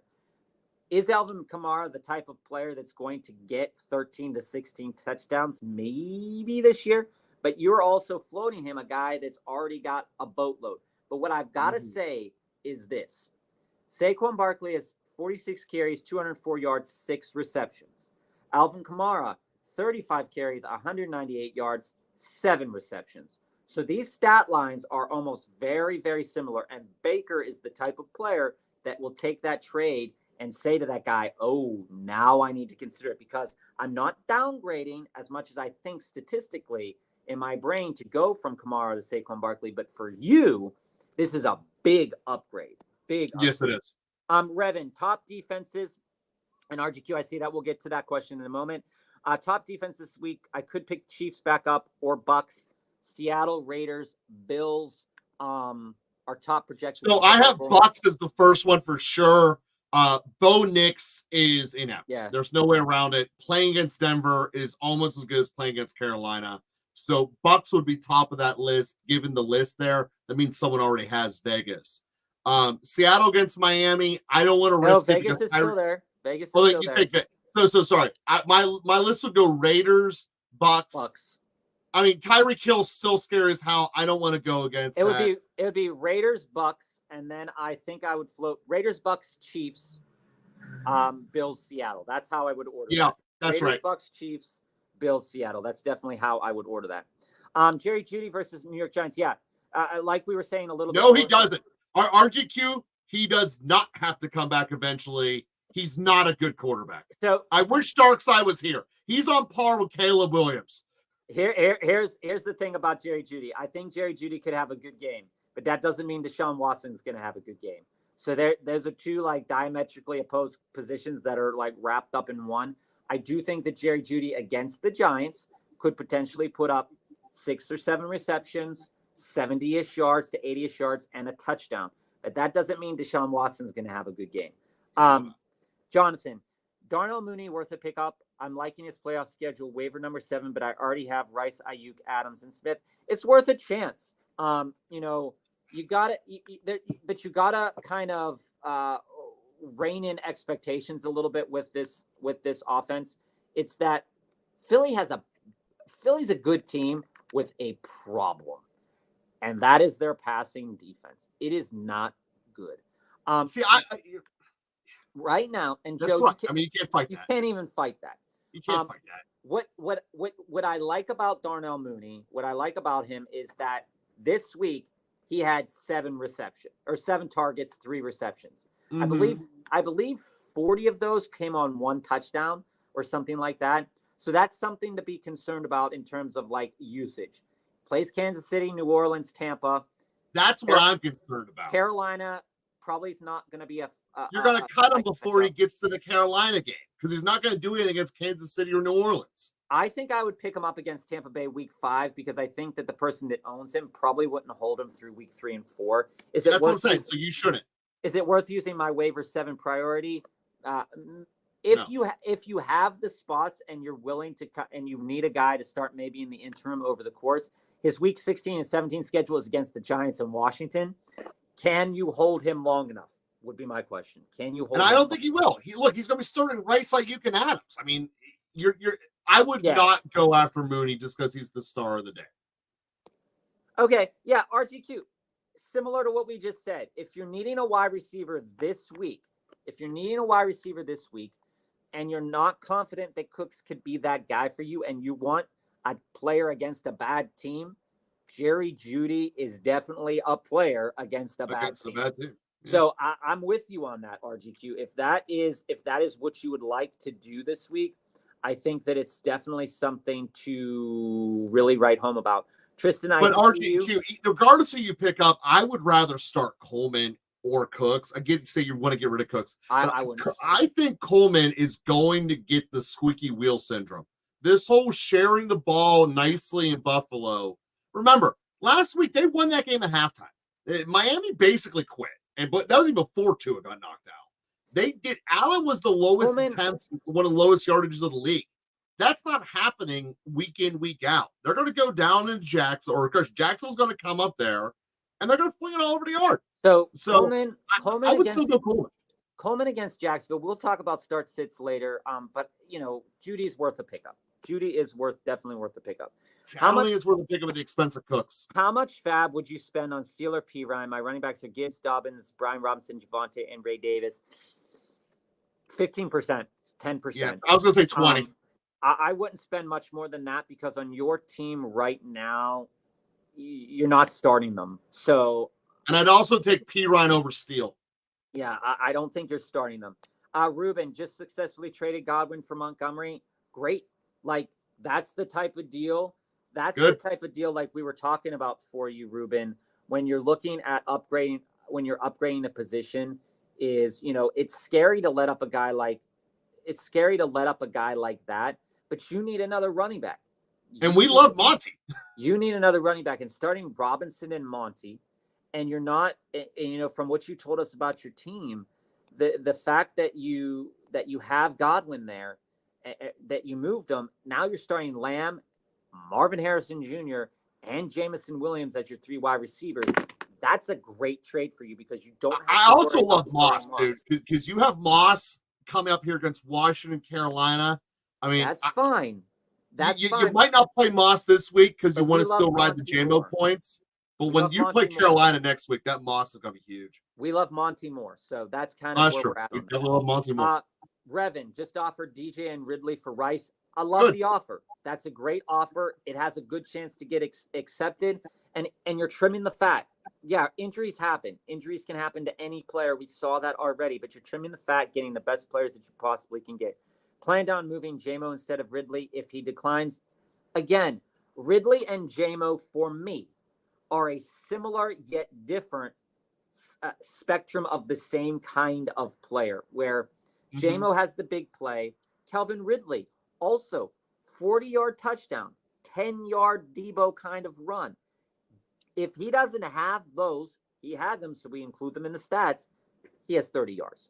So, but I do think long run Ridley's more sustainable than JMO. He can be more sustainable on this team because DeAndre Hopkins has proven that he's not ready yet this season. I don't think he's going to be. I think would Hopkins you trade away Waddle and Flowers for Chase? I would consider it, but it's a lot. I want something else. It's a lot to give up. So Tristan, if I am trading those, hey Dark Side, hey Dan, haha, Caleb is better than T-Law. Yeah. We see all your questions here, Dan. And George, we'll get to all those questions. Ryan as well, Augusto as well. Love to have you here, Dark Side. I love how you get in on Joe and Caleb Williams. It's my favorite thing. Caleb Williams is not better than Sean Watson. We can go through this. But Tristan, I think I would try to package something different, but this is the type of trade that would get accepted for Jamar Chase, I think. I think you should get more than Chase, Tristan, is the end of the day. It's a lot to give. It's a lot to give up. Get his flex number 2 out of it. I would definitely play around with it for sure. When we get down here to Ryan, is there anyone you would 100% suggest using as a number 1 waiver priority position on? Not desperate at any position, so I'm thinking I hold on to my number 1 waiver spot. I think you do too. I think it's fine to hold. But as we get, and I think for you, if you're not worried about your waiver priority, like there are some teams like we were talking about that it would be advisable to use their waiver priority on it because they need to win. We need to win. If you're comfortable and you're doing great, I think that, we think about this in terms of, we saw a couple years back, Jerick McKinnon, like week 11, coming out of the woodwork and just destroying teams and pushing people to the playoffs. I think that's the type of player that if you have a waiver 1 priority and you're solid, that's when to kind of go for it, is to go after it whenever it gets to kind of that point. Where you really, or someone's going to go down and it's going to be an obvious pickup like Mason was. Yeah, where it's going to, because that will happen eventually. And Ryan, it depends on who's on the waiver. Like George, for example, in his lineup, JSN was on the waivers. JSN would be a waiver priority for me. Also, Rashid Shaheed was on his waivers. Shaheed is a waiver priority for me. At this point in the season, if I'm struggling, right? But if I'm solid, JSN's regardless. I want him on my team. I have JSN as my number one, but also should I put Braylon Allen or Steele for Trey Benson or Corum? I would think about Braylon Allen for Corum. I would do that. Doing that. Braylon Allen for Corum, yes. Trey Benson for Steele or Allen, no, because Trey Benson will still, we're still waiting on that Connor injury because it's going to happen. We know Corum's out. We know Corum's going to be irrelevant because that line's broken. Yeah. My running backs, Augusto, are Hall, Kamara, Etienne, Ford, and my wide receivers are London, Rice, Neighbors, Godwin. Would you recommend me to trade London and Ford for Flowers? Here's where I fall on this. I think, and this is just me, and I know Joe has a different opinion, I'm probably trying to trade out of Etienne right now. I also am trading out of London right now. Do I trade London and Ford for Flowers? I think it's a little much. I think you could move London for Flowers straight up after the game that London had and the game that Flowers had. I think you can move them straight up, and I think it makes your team better. But here's where I'm coming at from this perspective. If I'm starting 2 running backs, 3 wide receivers, and a flex, unless your league is 2 flex, I can't remember if it's 2 flex or not. My starters are Hall and Kamara.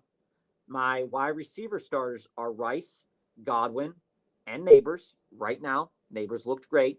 London, this would be the question with my flex. Would I rather have London or Flowers in the flex or Etienne in the flex? When we look at Jacksonville's schedule, right now they play Buffalo this upcoming week. When we look at rushing against Buffalo, it could be a game where Etienne explodes, and he might be worth a flex decision this week against Buffalo because it's a long week. We could talk about that. That could be something worth considering. But you don't want to give yourself so many difficult decisions, I think, on a week-to-week basis. So if I'm trimming the fat and I'm moving London and Ford, I want a player better than Flowers. Significantly. If I'm moving Etienne and London, I can definitely get a really, really great player to add to my team. So that's the answer of what we recommend here. And I actually would give you 2 trades. I do like Bob's proposal of London for Flowers straight up because I do think you'll get it. Hey, Hunter, but welcome. You could do Godwin and Etienne for a mom. And that is George. That is something that's worth doing. Yeah, it's definitely something worthy to think about. So we talked about that as well. And this is a point to think about. And this is what we talked about last week and what I mentioned earlier about the 70-30 split that we're talking about here. Come playoff time, come getting into the playoffs, if the Niners are in, CMC is really not going to be playing a full complement of snaps. He can't, especially dealing with those injuries. Jordan Mason is going to be relevant for a significant period of time. Do I send Mooney and Odunze for Jordan Mason? That trade will not get accepted. No. 12-team league, Mason would slide right into my flex. Absolutely, he would slide right into your flex. He'd start for many teams in their RB2 spot right now with Pacheco going down, with all the injuries coming down. Yeah, that trade's never going to get accepted. This trade definitely doesn't get accepted. We need to do a little bit better to move in on this trade here. So I do like the idea of getting rid of Odunze, though. Yeah, drop your team in the chat. I think that Mooney, with the performance that he had, is definitely worth trading as well. Dan, we see you here. 12-team, 0.5 PPR redraft. First 2 weeks haven't been pretty for me at tight end. They haven't been pretty for anybody at tight end. I have Ingram and Parkinson. Would it be an overpay to offer Shaheed and Ingram for McBride? McBride owner lost Kupp and Debo to injury. Give me Debo back on the comeback to balance it out. Joe will tell you it is an overpay because he believes in Evan Ingram over the long term of the year. I believe that is perfectly a exact price to pay for McBride. We saw what he could do with him with Kyler Murray. It's a fair trade, but you might be able to get Debo for free in it because he's hurt. So that's what I would try to do. What I would try to do, Dan, just like you said, potential alternate trade here. There's a team in my league that hoarded tight ends during the draft, has Kittle, Andrews, and Bowers. He has Debo, who just got hurt. Good idea to offer Shaheed. And here's what I would do. Do Bowers, not Andrews. I would float Ingram and Shaheed for Bowers and Debo. Yep. It can't hurt. It really can't hurt, Dan. All he's going to do is come back and say no. And then you Or he's going offer to say Kittle instead of Bowers. and then you offer a trade, and maybe he wants a little bit more. Maybe you float Ingram and Shaheed for Bowers and Debo, and he goes, "Oh, also give me like a Darnell Mooney kind of wide receiver." Totally do that. Yeah. Give me Tony Pollard. Totally do something like that, Dan. I don't want Andrews. I would rather have Bowers or Kittle. And that's kind of where I fall on that line. Actually, of all the ones you said there, Bowers would be the one to take. Would it be an overpay to offer Shaheed or Olave? I think it would I'd be an rather move overpay, Olave. but I think it would still be an overpay. Olave and Ingram from McBride. I think that is an overpay. I also think that Shaheed and Ingram is an acceptable trade to make, but for McBride, I would rather have right now Bowers or Kittle. Because it comes with Debo, yeah. Especially if I can manufacture something great in there in the interim. George, time to sell Kamara. No, it's tough. Absolutely. Getting Barkley is the exact answer. We know that Kamara is good, but is Kamara going to continue to reap the benefits here? I think it's something to consider. Thank you. I like the idea to trade for Debo because the guy lost Puka. Is it wise to trade for injured players? It's only wise to trade for injured players if you are not dealing with significant injuries on your team. You are in a position, you are 2-0. You're not struggling with injuries. This is the time to buy players that are only week to week with no huge significant injuries. We knew walking into AJ Brown and Debo both qualify in this list. We knew walking into the season that Debo Samuel was going to miss 2, 3, 4 games. That's not a surprise. It's just unfortunate that happened at the same time that Puka, Kupp, and a bunch of these other players got injured. We knew it was going to happen. It happens every year.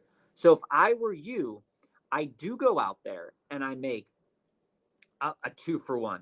I know you like DJ Moore, but the stats and Caleb Williams, it's a struggle. And, we talk about Caleb Williams all the time. T-Law and Caleb Williams, they're both right now at this point in their careers on a pathway to bust, if not already with the expectations. Could they be serviceable NFL quarterbacks?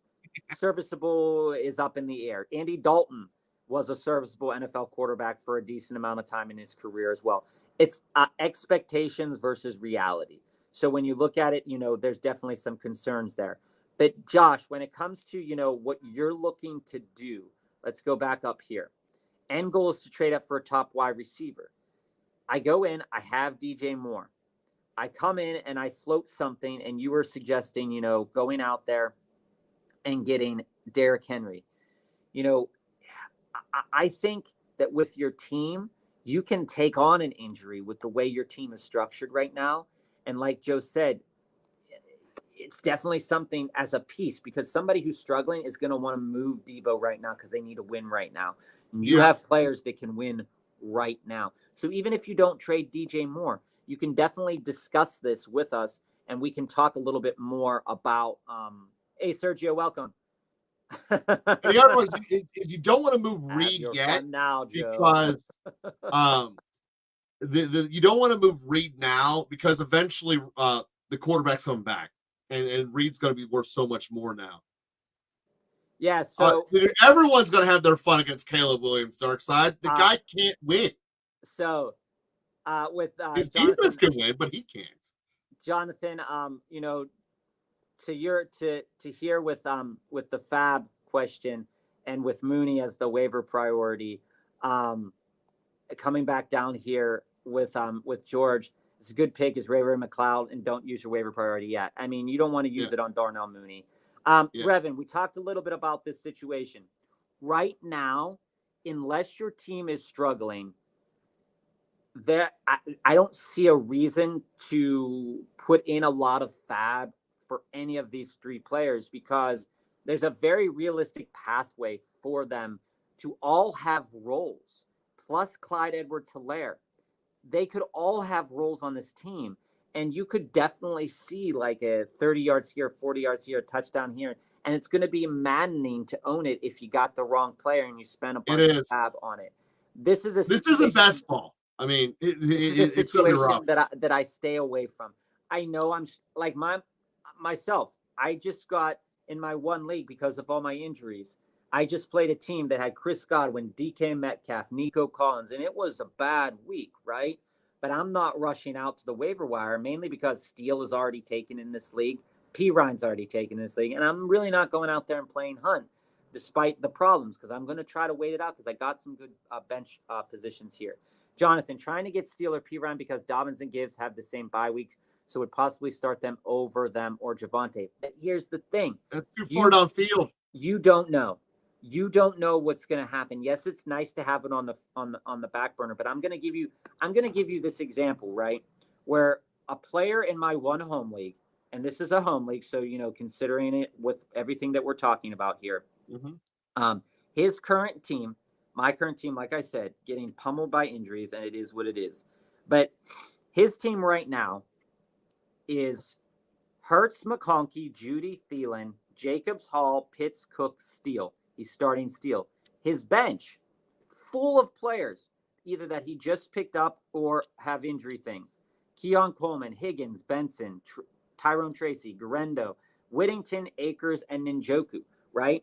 When you're slotting these guys in, yeah, sure, they can go off. Of course, if Akers isn't on a team yet, he might be worth it to pay on this Mixon injury. Yeah, depending on the Mixon injury, Akers could be a good buy. That's yet to be seen. But again, to what I'm communicating here is that right now, Steele and P. Ryan aren't going to see your lineup. In 3 weeks, 4 weeks, when these bye weeks start to happen, they might have a role, but we don't know what that's going to be yet. So if you spend half your budget, it's definitely something to think about here. Even Bo Nix is better than Caleb Williams. I'm about to talk to the Evans Debo Diggs owner, wondering if I can offer him Jay Reed and Ford for Debo. I hold Jaden Reed. Yeah. I think that a Coleman Ford for Debo won't hurt your team too much, and it can make your team really good towards the back half of the season. Rookie wide receivers need a little bit of time to develop, I think. People were giving up on MHJ the first week of the season. If you went out and got MHJ the first week of the season, like we suggested that you should do, MHJ blew up. That was another thing. Coleman's going to have games. Like I said, last week I thought Coleman was going to have a great game, but here's what I said on the air yesterday. If you watched yesterday, and I said it last week, as I was talking to you straight in the face, I said, I really don't like starting players on Thursday night. I liked Coleman. Shot me in the foot, right? It's just wide receivers on Thursday night. You saw Tyreek, you saw Waddle, even before the Tua injury. Not enough preparation goes into it, and those running backs tend to see a lot more on Thursday nights. But I think in the long run here, I think you can offer Coleman and Ford with knowing that Jordan Love is going to come back. Jaden Reed is going to be an asset at some point during this season. And having Ford and Coleman, sending him for Debo. Debo's going to be an asset later on this season. Even if you start the year 0-4, that's a rough sled to get back from, but it's not insurmountable, especially if you have back-end weeks coming through the pipeline. And you got to be aware, if you go 0-4, you definitely want to be aware of some bye weeks and definitely don't want to have too much overlap because you can't survive another loss and go like 5, 6, 7 losses because then you're absolutely out. I think that it's definitely possible that these could fill it in. People need to fill rosters. Debo's not on a roster right now. Coleman and Ford will fill rosters. I think it's totally something viable to do that I wouldn't have considered weeks ago, but now dealing with these injuries, it's something to consider. Hunter, thoughts on trading for Bowers? Yes, I want to trade for Bowers. Thinking about sending Brian Robinson and Goddard. I think that's a little much, but I think it's fair enough. Backs are currently JT and Jacobs, full PPR. The guy had Pacheco and has no depth at running back. This is the type of trade that gets you a hot player right now. Will Brock Bowers continue to perform and exceed expectations? That is something that we will understand as the weeks go on. But at this point in time, he's being utilized more than Jacoby Myers on a team that is running pretty efficiently in terms of passing through the air with Gardner Minshew. Gardner Minshew's not going to light the world on fire. He's there to try to motivate this offense to win games. And so what we're seeing is a completion percentage that's pretty good. Eventually, they're going to face teams that are pretty difficult. But this is the type of trade that will get you Brock Bowers right now. Do I think you could probably add a little piece in for yourself on the backside with Brock Bowers because Brian Robinson just had a good game? I absolutely think you could. I think something, you could probably get like a Brian Robinson, Dallas Goedert for Bowers and Shakir. Something like that to give you a little bit more on the back end. I think that's the type of trade to do. You got to social engineer some stuff, RGQ. You just got to kind of play around with it. See what fits your bill, see what fits it. Do I trust Demarcus Robinson against the 49ers? He's probably going to go against Denzel Ward. I don't know if I fully trust Demarcus Robinson. That's why I wouldn't want to really pick him up right now. But he probably is going to have future value with the way that these weeks are going to go. And like Joe said, right now it's very hard to trust the Rams with all the injuries to the offensive line, with the injuries to the wide receivers. It's very hard to see if Stafford's going to have trust in these guys. Guy in my league is plagued with injuries, Jonathan. Trades Laporta for CMC 2 weeks ago. Has Brown, Keenan, Jefferson. Think I can get an A.J. Brown for Bowers and Ayuk? I think you could, but I wouldn't right now. I think that when we were talking about trades, if you're in a position to make a trade to this guy right now, I think how I would start this trade, Jonathan, and, we can talk about this. You're 0-2 right now because you lost 218. Oh, my gosh, that's the worst. And it was against your older brother. That's rough. We got to get this better. We got to fix this. Joe and I hate losing in our home leagues as well. But, when I consider I'm 0-2, I can't trade 2 healthy players for an injured player if I'm 0-2. I can't. But what you could think about is saying, okay, the other guys is dealing with these injuries too. Maybe you can go out there and target J-Jeff, right, and see what happens. Because J-Jeff isn't like super hurt. A.J. Brown's going to miss a couple weeks. So Bowers and Ayuk, it's worth to float, but I don't want to give up Bowers and I don't want to give up Ayuk, especially with the Debo injury. I want to get rid of Ford, Etienne, and London. What trade would you recommend to me, Augusto? Yeah. So what would I do if I'm offering Etienne in London? Etienne in London, I think, could easily get you Metcalf. Etienne in London could get you Metcalf and I think something else on the backside. Maybe a Zeke or Dowdle kind of player on the backside. When it comes to Ford, I think if you offer Ford and London, let's go back to the trade you were trying to put together here. Going back up to the top here. If you're looking to get into another, it depends on also who you want to get into. Do you want to get into a wide receiver or do you want to get into a running back? I think if I'm trading Etienne, I'd probably want to get another running back. But if I'm trading Ford, I'm okay trading into another wide receiver. So if I'm coming in and I'm looking, what would I want to trade into London and Ford? If I'm trading London and Ford, I might be trying to buy into Devonta Smith. If I'm trading London and Ford, I'm trying to buy into Devonta Smith. That's a great pickup with Brown out. I'm trying to get into DK Metcalf, but also I know he had a good game this week. If you're going to trade London and Ford, but if you're going to trade Etienne in London, you could probably get into James Cook right now. That's the type of trade that you're going to get a back end piece because Etienne is also going to have good weeks. He's had 2 touchdowns. Cooked a little bit in this last game as well. I think also, targeting the owner, going out there and saying, hey, I have London and Etienne and Ford. I'm looking at Jackson Smith and Jigba, and I'm looking at your Stephon Diggs. Let's work something out. Also, a trade that I'd consider is going after and buying into. Now, I know this is kind of crazy to think about, but I'd also consider buying into George Pickens. I'm not saying to start George Pickens this week or next week, but by the time week 5 hits and comes around, I'm really thinking about buying into George Pickens by week 8 and 10 because New York Giants and Washington are sitting there again. Russell Wilson's probably going to be starting. He's a lot better passer than Justin Fields. I'm considering buying into him. I'm also London and ETN could probably buy you Jamar Chase and somebody else. London and Ford could definitely be floated out there for Jamar Chase. You're probably going to have to kick in something on the backside. And heck, that guy might want even Neighbors. It's worth considering. I think those are all trades to think about. Augusto. I think that those are all trades that I would definitely buy into right now if I were you.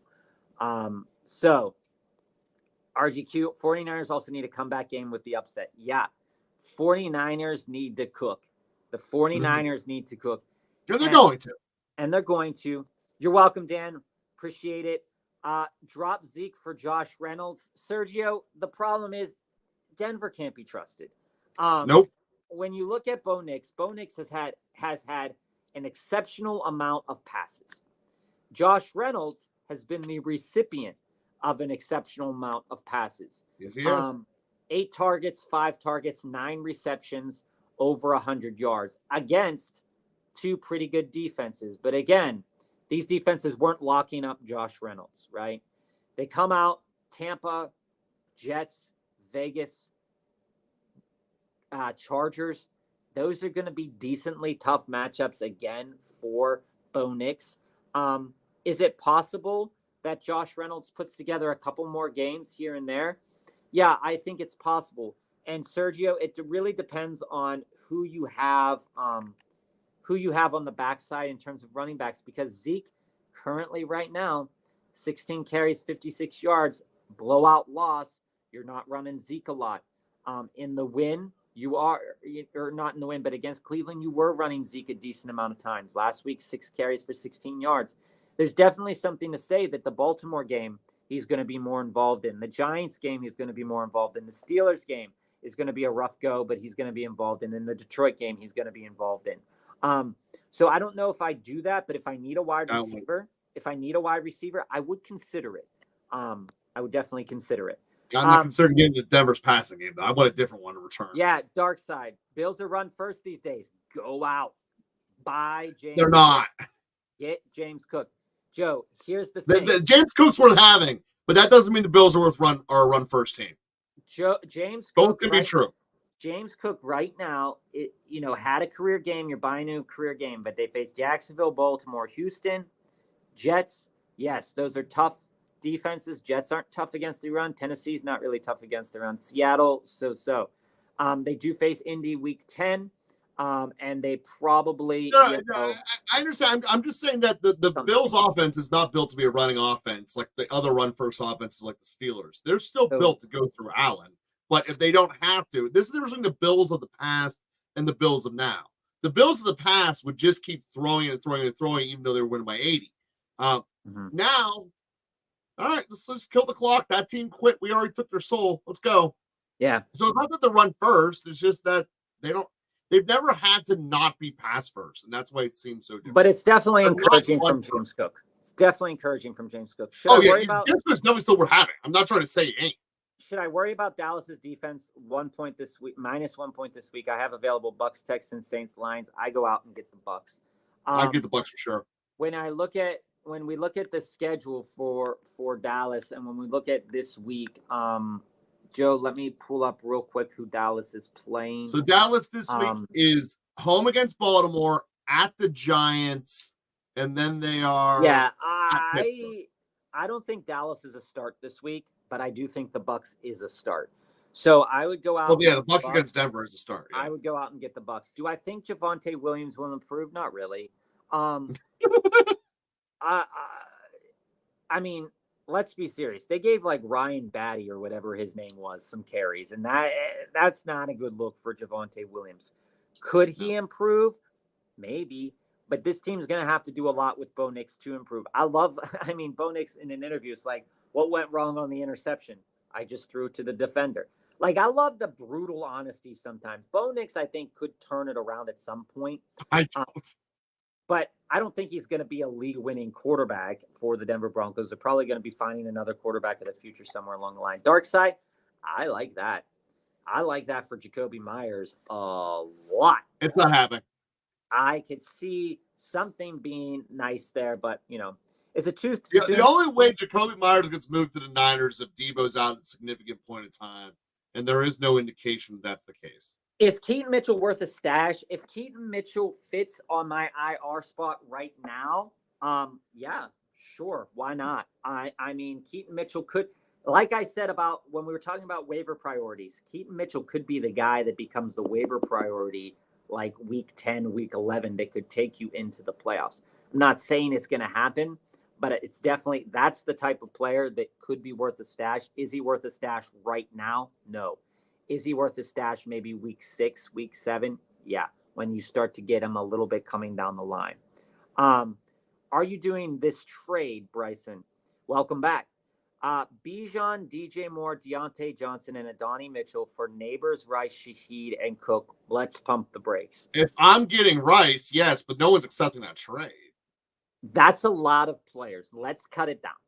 So there's a lot of evening out that we're doing in that trade. If I'm getting Rice, I want to get Rice. So let's think about what would get me. Well, no, the part I love about this trade, more so than the return, is the 3 guy he's getting rid of.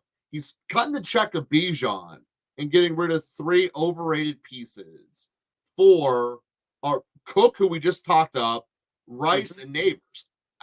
I don't think this trade would ever get accepted.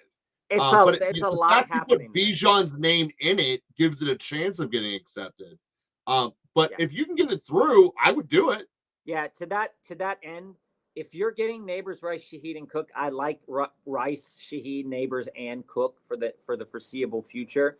And I don't like DJ Moore, Deontay Johnson, and Adonai Mitchell. And if I do give up Bijan, I guess I'm trimming the fat a lot off my team and getting a lot of good players. So for me, this is kind of like saying Bijan for Neighbors, Rice, Shaheed, and Cook, and that sounds like a little bit good to me. Dark side, I absolutely understand what you're saying on this one. The passing volume when Joe Brady took over. The reason this was said, Joe, in terms of they're a run first team, is that when you look past the last year with Joe Brady, is that during the back half of the season, Cooks really turned on and Diggs really fell off. Yeah, and that to me does explain these wide receiver numbers that are more spread out. 4 receptions, 40 yards. Keon Coleman definitely can have some really great games. He could go off for 6 for 100 yards. That's definitely a possibility. But there's more to it than just the surface level usage, though. The fundamental fact is none of them are as talented as Diggs, which warrant the ball being thrown there. Kincaid is now being treated as the number 1, and he is getting smothered and has not figured out how to get out of it. And Coleman has not stepped up to elite receiver status. Don't expect him to be Harrison Jr. overnight. So until Harris, you still like Coleman, though. Well, I still like Coleman, but until he truly steps up, it's not a stupid organization that feels they need to force it anymore like they used to. That part's true, but their soul is still to win the passing game to open up the run, not the other way around, as so many other teams are.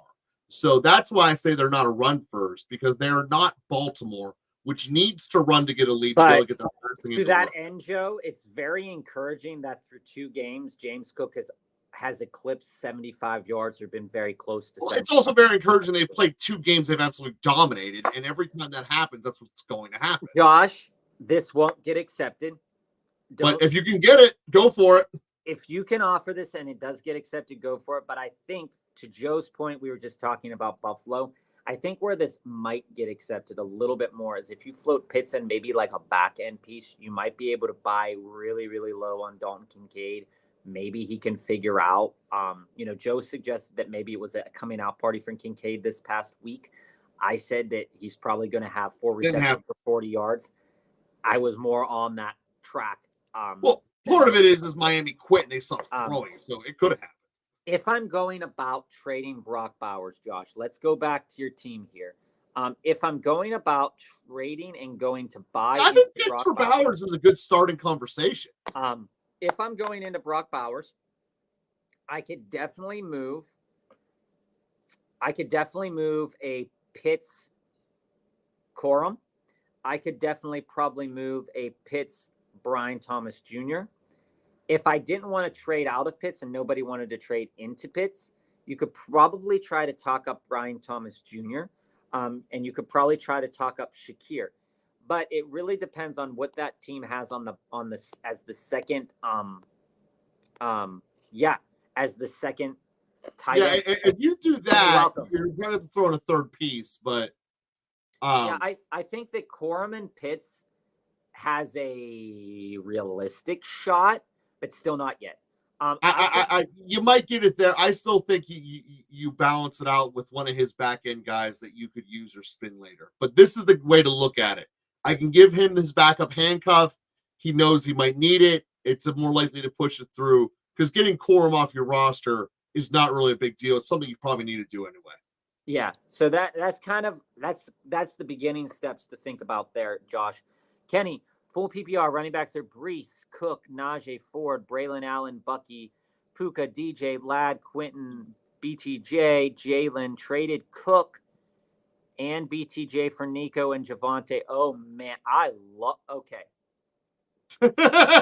Hold it back, Bob. Joe knows I love Cook, but you could sacrifice Cook.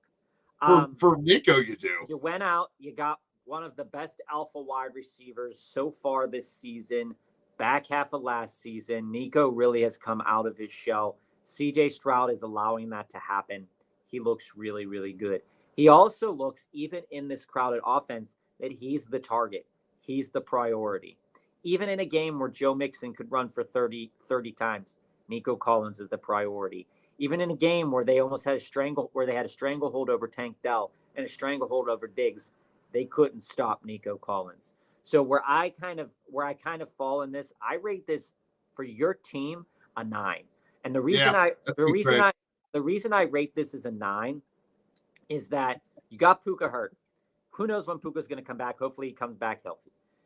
You're starting DJ Moore and Nico. Well, that's the next step. We got to trade DJ Moore. But before that, you were starting DJ Ladd, Quentin, or BTJ, right? Now, well, he's a 2 running back, 2 receiver, 2 flex league. Yeah. So now you can play around with Ladd and Quentin, right? What your team is probably going to look like now going forward is that Brees and Najee are probably going to be your primary starting running backs right now. You might even want to float Bucky Irving this week as a running back to play. But now your wide receivers go from, really a lot of uncertainty to Nico and DJ as your starting 2, and then you're playing around with flexes. And I like the area of playing around with flexes more so than I like the area of playing around with my wide receiver 1 and 2. So that's kind of how I feel about it. I think it's a 9. Nico's going to be great. Javonte Williams. Okay. Yeah, do Devontae. Here's what you do next. You do DJ Moore and Devontae for, your flowers of the world. And pull something like that out. I actually think, Kenny, that you could go out there, and if you're not satisfied or stopped at what you're doing right now, you could probably float DJ Moore for Montgomery, so that your team would look something like that. When you're looking at it, you could go Brees and have a Montgomery with a Najee in the flex, and I think I'd be satisfied with that as well. Either Algier or Jacoby is one of his guys I can take back as well. I think even though Jacoby's target share has been down, he definitely could come up if Adams were to go down at any one point in time. Darkside, just to add, Bills are ranked 31st in attempts so far. Maybe it was the blowouts, though. It is the blowouts. Kenny, I see that. The teams with the biggest blowouts ran the most. Yeah, and that. Yeah. And when you look at the numbers, that shows up. So when I look at, and this is why I'm not really looking at what Fantasy Pros has week 1, week 2 most fantasy points allowed. That's something that I've got to really think about there, because obviously Dallas is going to be on that back end because they just got obliterated by Alvin Kamara, right? But then you got the sneaky James Cooks against Miami, right? It's something really to think about, that the teams that are running the most. It's too early for those trends to matter, because the other part is there's so many games But I will say that people took the foot off the gas. The Chargers could have scored 50 points this weekend if they wanted to. They took the foot off the gas. This is what I will say, is that when I look at a team that is susceptibly might have a very bad rush defense, surprisingly enough, is the Colts and the Packers. Those games, or no, not the Packers. Butker went out, dude. They had no idea how to fill the middle of their defense. I'm not sure they will be able to. Right. The force Butker out. I think the Colts really do have a bad rush defense without the They do. You look at it and you said the Colts were never truly out of that game. And they didn't have to run the ball 30 times, but they just shoved it down their throat. And the Packers, when it comes to this game, Packers went up early 10 zip. And the Colts could have came back in this game at any point in time that they wanted, but Josh Jacobs ran 32 times. This is a defense now that has been run on 62 times. That's a lot. That tells you. That's bad. So yeah, George, absolutely send your starting sits. We would no problem with that. Yeah, absolutely. Ryan here. Ryan, well, Dynasty Superflex win now. Would you send Amon-Ra, St. Brown, and Kamara for Nico and JT? Yeah. I'm 2-0 and he's 0-2, looking to shake up his roster a little bit. Knowing you're just trying to shake things up, I definitely wouldn't shake things up too much. I like that though. Getting Nico and Thomas, knowing that Kamara's about to retire out. I do like that though a lot. I like that. You're getting a healthy Nico. You're getting a healthy JT. JT still in his prime. Kamara moving past that prime.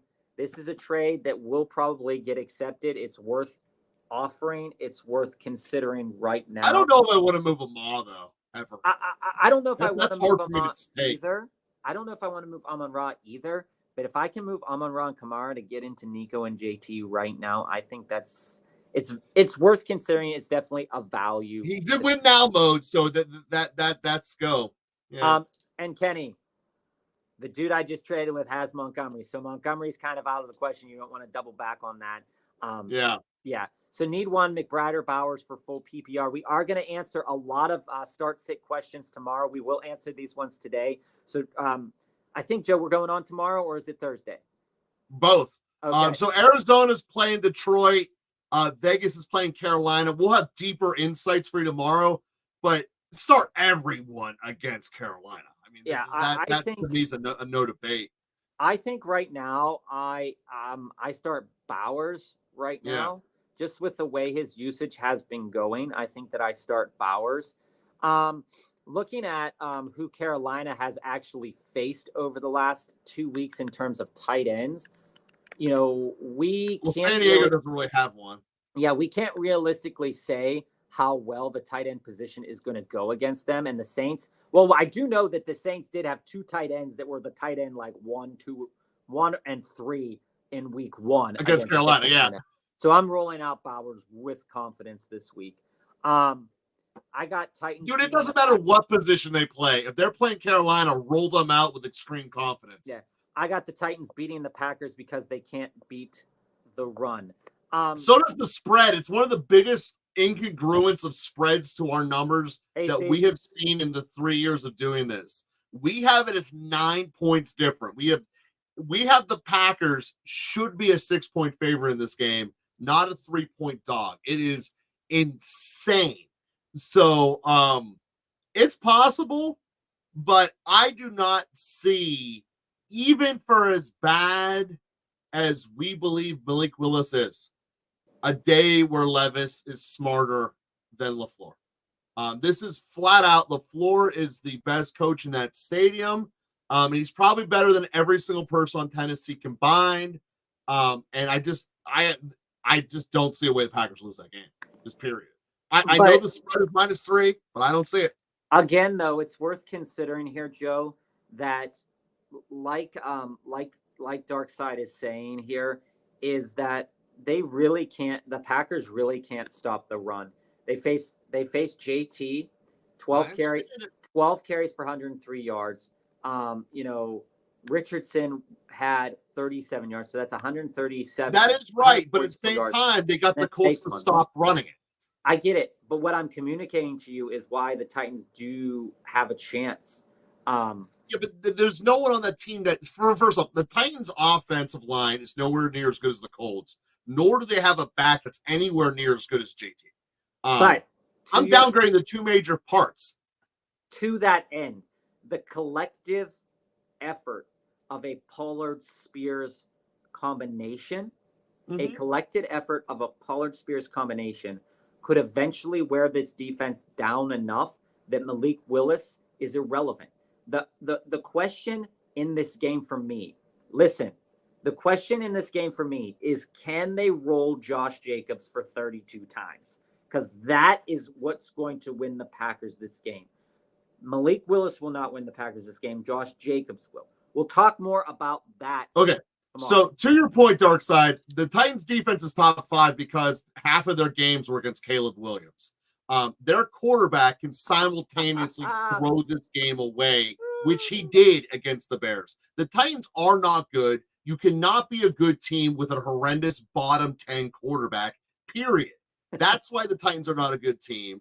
Yes, you're seeing probably 30 versus 31 because Caleb Williams will not be playing in this game as the two quarterbacks in that field in Tennessee. But despite all that, the floor will be able to hide his guy much better. And I don't think it's a quick game. Don't run. They're both going to run it like crazy. Just Green Bay's going to be better at it. Will Levis is horrible, and they are getting blown out. Yes. So, George, for this week, more Waddle, Jameson, JSN, Flowers, start 2. And we can talk more about this tomorrow as well, George. But when it comes to this week's schedule, I think my initial gut feeling, join us tomorrow. I'm going to look into the numbers a little bit more, but I think my initial gut feeling, especially in terms of, knowing your league, I think that I am on JSN right out of the gate, right out of the rip there. Seattle is facing off against Miami. DK Metcalf is probably going to draw Jalen Ramsey. We'll have to look at the wide receiver quarterback splits, tomorrow. Detroit is also facing off against Arizona. That could be a nice smash spot. Could be. You also have to worry about Budda Baker on that back end covering the top over JMO. So I would definitely consider thinking about that if I were to start Jameson Williams. Yeah, we need more information about Ahmad's status because if Ahmad's in, knowing that you're a standard league, I'm probably leaving JMO over Flowers. Yeah, but we need that. That's the other reason we would do sit and starts mostly later in the week is we want to have the and Baltimore versus Dallas. I think it's definitely, when we look at how Dallas has performed the last 2 weeks, I'm definitely not writing out Flowers in a standard league. So for me this week, the 3 options that I'm between is Jameson, JSN, and Flowers, but I'll know a little bit more to talk about that tomorrow. Ford or Zamir White. Now, like Joe just said, it's smart to roll out everybody against Carolina. But the problem is we don't really know what this Raiders backfield is really made of, because Alexander Madison had 4 carries for 1 yard and a touchdown the week before. He got a decent amount of red zone carries. Zamir White, his carries were pretty inefficient. He didn't look good. And Ford is going against the Giants. But also, Ford got eliminated basically from that game in favor of Deontay Foreman. So this start-sit question, I think, could go either way. I'd lean White. My initial lean is Ford, but I could also see why the lean would be White. We'll have to definitely come back to that. I'm going White just because I believe that the Raiders are going to play so many more offensive plays. Oh, yeah. Oh, and also, I didn't say Green Bay is going to blow them out. I said Green Bay is going to win the game. Yeah. So I think they should be 6-point favorite. Yeah. Green Bay, yeah. Josh Jacobs is going to run a lot. And Dark Side, to finish it off here, they should be losing way worse with the way Levis is being played so bad. We agree with that statement. And same as Caleb, though. So That's a great way to end this episode, Dark Side. So we're going to end it. Everybody that was in today, thank you so much for sticking with us. We'll be with you tomorrow and Wednesday, or tomorrow is Wednesday, then Thursday, talking about more start-sit questions, more DFS lineup making. We're probably going to talk a little bit about FanDuel and DraftKings. And so stick with us. If you are still here, please click like and subscribe if you have the opportunity to do so throughout the episode. Thank you very much, and we'll be with you tomorrow.